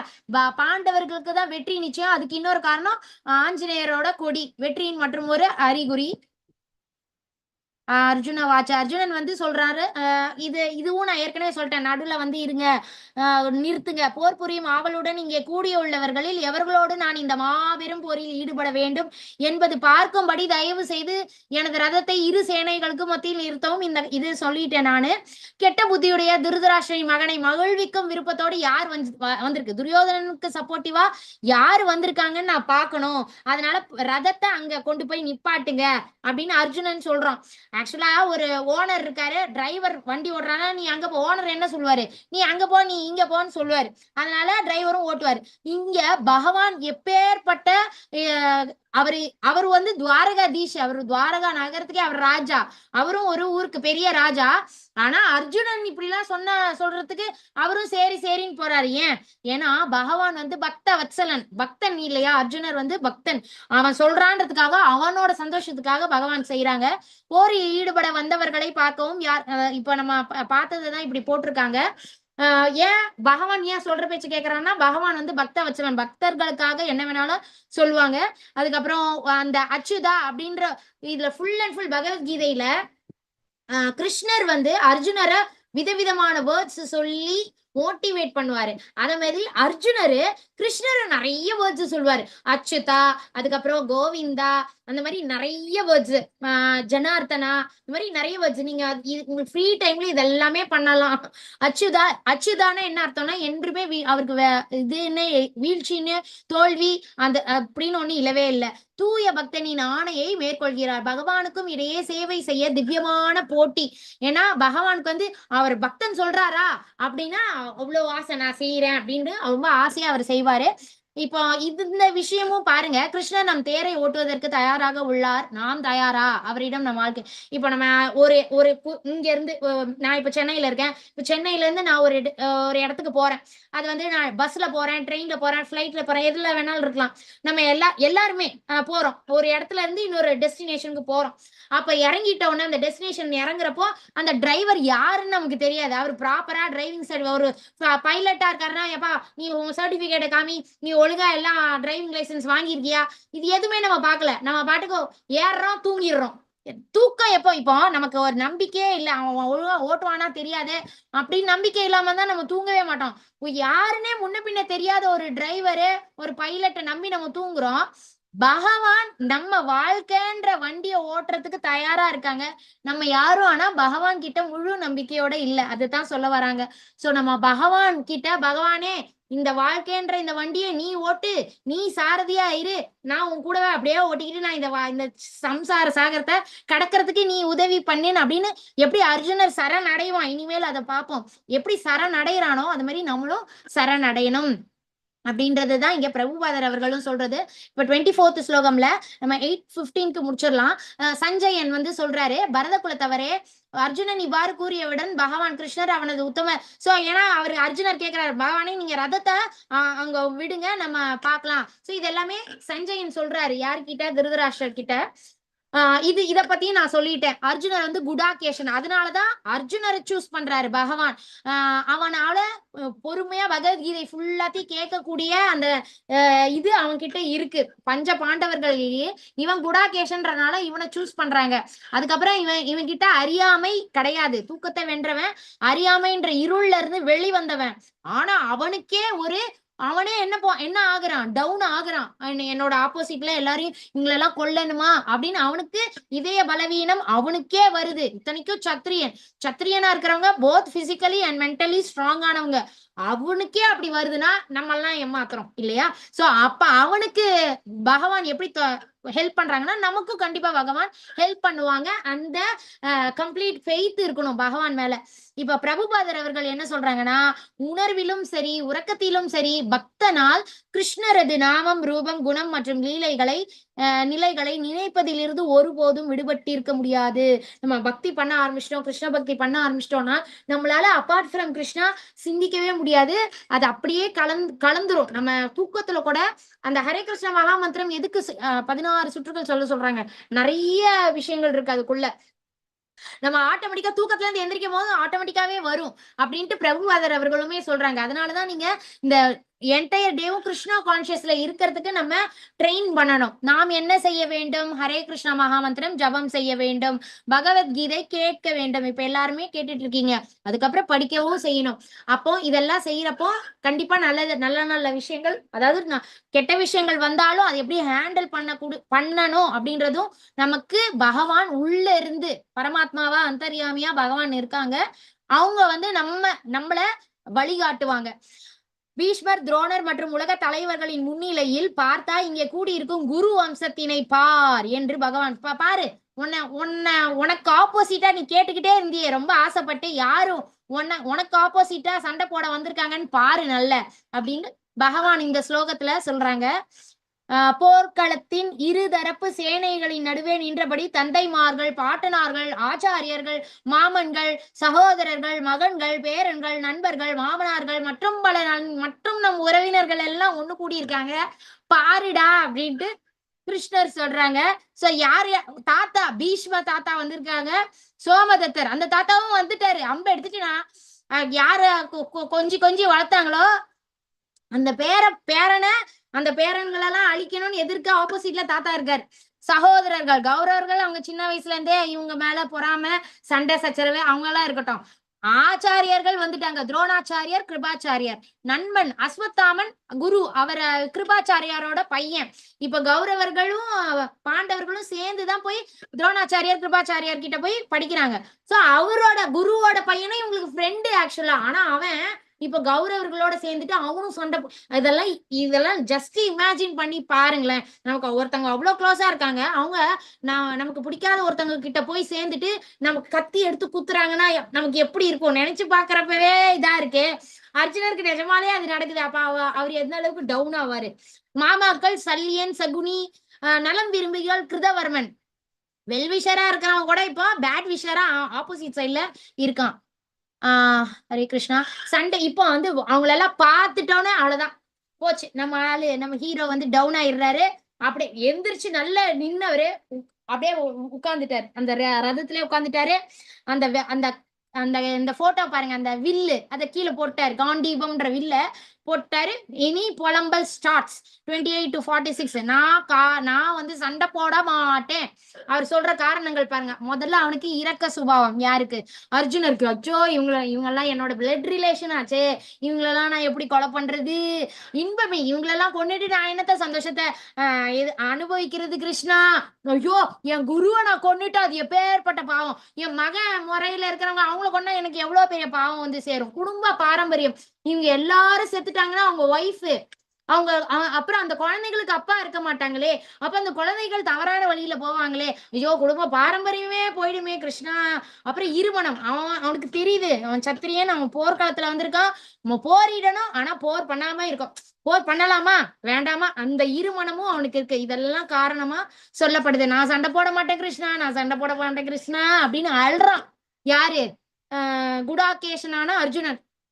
குந்தி மகனான அர்ஜுனன் பலதரப்பட்ட நண்பர்களையும் உறவினர்களையும் பார்வையிட்ட போது கருணையில் மூழ்கி இவ்வாறு கூறிய பகவான் பார்த்துக்கிட்டே இருக்காரு. ஃபர்ஸ்ட் சாப்டர் ஃபுல்லா அவன் புலம்பல் தான். ஆனா அவன் புலம்பல நம்ம இந்த ஃபர்ஸ்ட் சாப்டர் புரிஞ்சாதான் அதுக்கப்புறம் உள்ள பகவான் சொல்றது எல்லாம் கரெக்ட். இப்ப நம்ம ஃபர்ஸ்ட் சாப்டர் கேட்கிறப்போ ஆமா அர்ஜுனர் மாதிரி தானே நம்மளும் கரெக்ட் தான் அவன் பண்றது அப்படின்னு நினைப்போம். ஆனா செகண்ட் சாப்டர்ல பகவான் சொல்லதான் அது தப்பு. அவன் வந்து அவன் இவனுங்களுக்கு யாரு அதர்மவாதிகளுக்கு நம்ம கருணை காட்டக்கூடாது அப்படின்றது எல்லாமே நம்ம புரிஞ்சுக்க முடியும். அர்ஜுனன் கூறினான், எனது அன்பு கிருஷ்ணரே, போரிடும் உணர்வுடன் என் முன் கூடியுள்ள எனது நண்பர்களையும் உறவினர்களும் கண்டு என் உடல் அங்கங்கள் அதாவது சொல்றான், இவங்க எல்லாரையும் பார்த்துட்டு எனக்கு உடம்பு நடுங்குது கிருஷ்ணா, என் வாய் வந்து காஞ்சு போகுது. இது ஃபுல்லா அவர் சொல்றாரு யார்கிட்ட? கிருஷ்ணர் கிட்ட. சோ இரக்கத்தினால் மூழ்கி போனான். அனைவரும் ரத்த சம்பந்தம் உள்ள உறவினர்கள், மென்மையான இதயம். ஏன்னா அவனுக்கு ஹார்ட் அப்படி இருக்கு. இவனுக்கு இருக்கிற சாஃப்ட் ஹார்ட் அவங்க யாருக்காவது இருக்கா? தாத்தாக்கு இருக்கா? பீஷ்மர் தாத்தாக்கு அவர் தானே கூட்டு வந்தாரு சின்ன வயசுல இருந்து. அவங்க பாட்டுக்கு குந்தி மகாராணி வந்து அந்த பாண்டவர்கள் அந்த குழந்தைகளோட எங்க தனியா ஒரு இடத்துல வசிச்சுட்டு வந்தாங்க. இந்த பீஷ்மர் தான் நீ வாமா அப்படின்னு சொல்லி கூப்பிட்டு சின்ன வயசுல இருந்தே இந்த கௌரவர்களுக்கு இந்த பாண்டவர்களை கண்டாலே பிடிக்காது. சின்ன வயசுல இருந்தே அவனுங்களுக்கு சண்டை போட்டுக்கிட்டே தான் இருப்பானுங்க. அந்த தாத்தாவே நிக்கிறாரு. இவனுக்கு அந்த தாத்தாக்கு இல்லையா சாஃப்டான ஹார்ட் இல்லையா? சோ அவனுக்கு இந்த இரக்க சுபாவம் இருக்கிறனாலையும் அவனோட ரத்த சம்பந்தம் எல்லாருமே அவனோட பிளட் ரிலேஷன். அதனால அவன் சொல்றான், என்னால சண்டை போட முடியலையே கிருஷ்ணா அப்படின்னு. இது வந்து நம்ம என்ன செய்வோம்? இப்ப நம்ம சகோதரனுக்கோ சகோதரிக்கோ ஒரு டாக்டர் ஒரு பிரச்சனை, டாக்டர் கிட்ட கூட்டு போறோம். டாக்டர் சொல்றாங்க இது ஆபரேஷன் பண்ணா மட்டும்தான் சரி பண்ண முடியும் அப்படின்ட்டு. ஆனா நம்ம சகோதரனுக்கோ சகோதரிக்கோ ஐயோ ஆபரேஷன்லாம் வேணாம், எனக்கு பயமா இருக்கு, எனக்கு ஏதோ மாத்திரை மருந்து கொடுங்க போதும் அப்படின்னு சொல்றாங்க. அப்ப நம்ம என்ன சொல்லுவோம் அந்த சகோதரன் கிட்ட?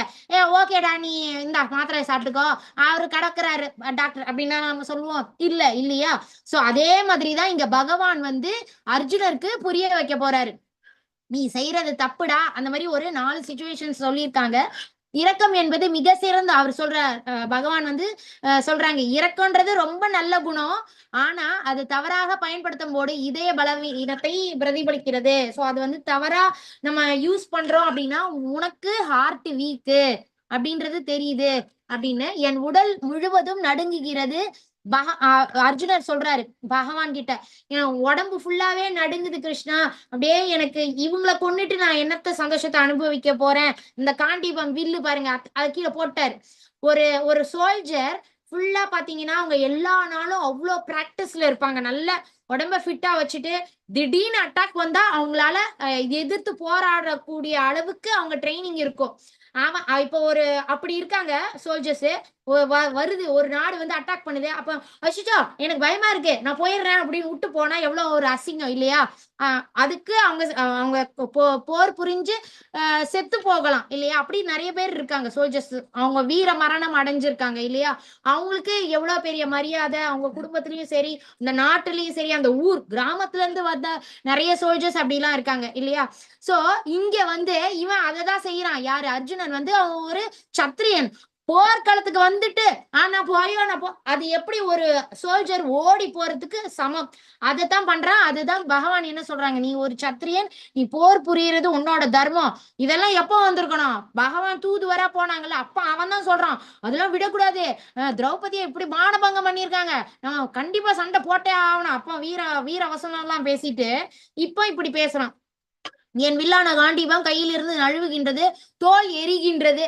சொல்றான் இப்படிலாம் ஆகுது. 30th முடிச்சுக்கலாம். இனியும் என்னால் இங்கு நிற்க முடியாது. என் மனம் குழம்பி என்னையே மறுக்கின்றன. கேசி என்ற அசுரனை அழித்தவரே கிருஷ்ணரே, கெட்ட சகுனங்களையே நான் காணினான். அதாவது நமக்கு ஒரு விஷயம் வேணாம்னா அதுக்கு சாதகமா ஏதாவது சொல்றது. அந்த மாதிரி யாரு? அர்ஜுனர் சொல்றாரு, ஐயோ எனக்கு எல்லாம் கெட்ட சகுனமா தெரியுது, இது பண்ண வேணாம்னு எனக்கு தோணுது பகவானே அப்படின்ட்டு சொல்லி யாரு? அர்ஜுனர் சொல்றாரு. அவர் இப்ப நம்மளுமே மன அழுத்தத்துல இருக்கு. இப்போ உதாரணத்துக்கு இந்த படத்துல எல்லாம் காமிப்பாங்க, போன்ல ஏதாவது ஒரு டெத் நியூஸ் ஏதோ ஒரு நியூஸ் வர்றதா முதல்ல போனை கீழே போட்டுருவாங்க. இல்லையா? அப்புறம் அப்படியே தடுமாறி கீழே விழுந்துருவாங்க. சோ இதெல்லாம் மன அழுத்தத்தின் அறிகுறிகள். கை வந்து நடுங்கும் முதல்ல, வாய் வந்து ட்ரை ஆயிடும், முழு உடலுமே நடுங்கிறது. இப்படிலாம் இருக்குன்னா மன அழுத்தத்துல இருக்காங்க அவங்க. மயிர் கூச்சல் இடுகிறது, இதெல்லாமே அர்ஜுனர் சொல்றாரு இல்லையா பகவான் கிட்ட. கரங்கள் முதல்ல கையில என்ன இருக்கோ அதை கீழே போட்டுருவோம். நம்ம டிப்ரெஷன்ல இருக்கோம், இல்ல ஏதாவது ஒரு அட்டாக் நமக்கு வருது அப்படின்னா முதல்ல கையில இருக்கிறத கீழே போட்டுருவோம். சருமம் எரிகின்றது, அவருக்கு அந்த ஃபீலிங். கால்கள் நிற்க முடியல அவரால், அந்த அந்த இது சோகா அந்த இதை தாங்கிக்க முடியல, உட்கார்ந்துட்டார். மனசு ஸ்டெடியாவே இருக்காது, குழம்பி போயிரும். சோ அந்த பற்று, இதுதான் சாப்டர் 15ல பகவான் சொல்றாங்க. இந்த உதாரணத்துக்கு இந்த பிக்சரை பாருங்க, முடிச்சு நல்லா டைட்டா போட்டு இறுக்கிட்டா அதை கயட்டுறது கஷ்டம் இல்லையா? அதே மாதிரிதான் நம்ம இந்த மெட்டீரியல் லைஃப்ல பற்றுன்னு ரொம்ப பற்றோட யார் மேலேயாவது இருந்தோம் அப்படின்னா ரொம்ப ரொம்ப கஷ்டம். அதுதான் பகவானுமே சொல்றாங்க, அளவிற்கு அதிகமான பற்றுதல் ஆபத்தானது. அது நம்மை இந்த பௌதீக உலகத்தோடு பந்தப்படுத்தி நம் புத்தியை பேதலிக்க செய்யும். இதுக்குமே உதாரணம் நம்ம பார்த்தோம் இல்லையா? ஒரு போலீஸ்காரர், அவர் நல்ல தர்மத்தோட இருக்காரு, ஆனா அவர் பையன் ஏதோ தீய வழிகள்ல போறான் அப்படின்னா, அவரு உண்மையான தர்மத்தோட இருக்கிற போலீஸ்னா அவர் என்ன பண்ணணும்? பையனுக்கு தண்டனையை வாங்கி கொடுக்கணும். ஆனா அதெல்லாம் விட்டுட்டு, இல்ல இல்ல இவன் நான் தவம் இருந்து பெத்த பையன், அவன் தப்பு செஞ்சா தப்பு செய்யட்டும் அப்படின்னு விட்டுட்டு இருந்தா அழிவு நிச்சயம். அதுதான் இங்க திருதராஷ்டிரருக்கும் நடந்தது. சோ இது ஏற்கனவே பார்த்துட்டோம். ஓகே, நான் இதோட முடிச்சுக்கிறேன். வாஞ்சா கல்பதருப்பியஷ கிருபா சிந்துபியவச்ச பதிதானாம் பாவனேபியோ வைஷ்ணவேபியோ நமோ நமக.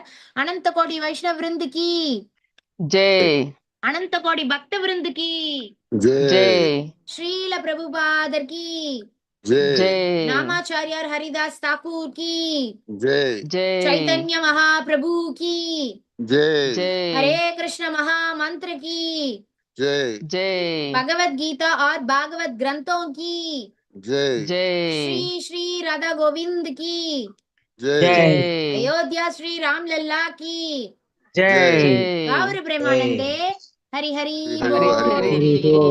ஹரே கிருஷ்ணா. தேங்க்யூ. எல்லாரும் வாங்க, சீக்கிரமா வந்தாலும் ஜபம்ல கலந்துக்கங்க. ஜபம் பண்றதும் நல்லது. எல்லாரும் ஆன் டைம்ல வரீங்க, 7 o'clock வரீங்க, கொஞ்சம் 5 நிமிஷம் வந்தாலும் தப்பு இல்ல. நீங்களுமே ஜபம் பண்ணலாம்.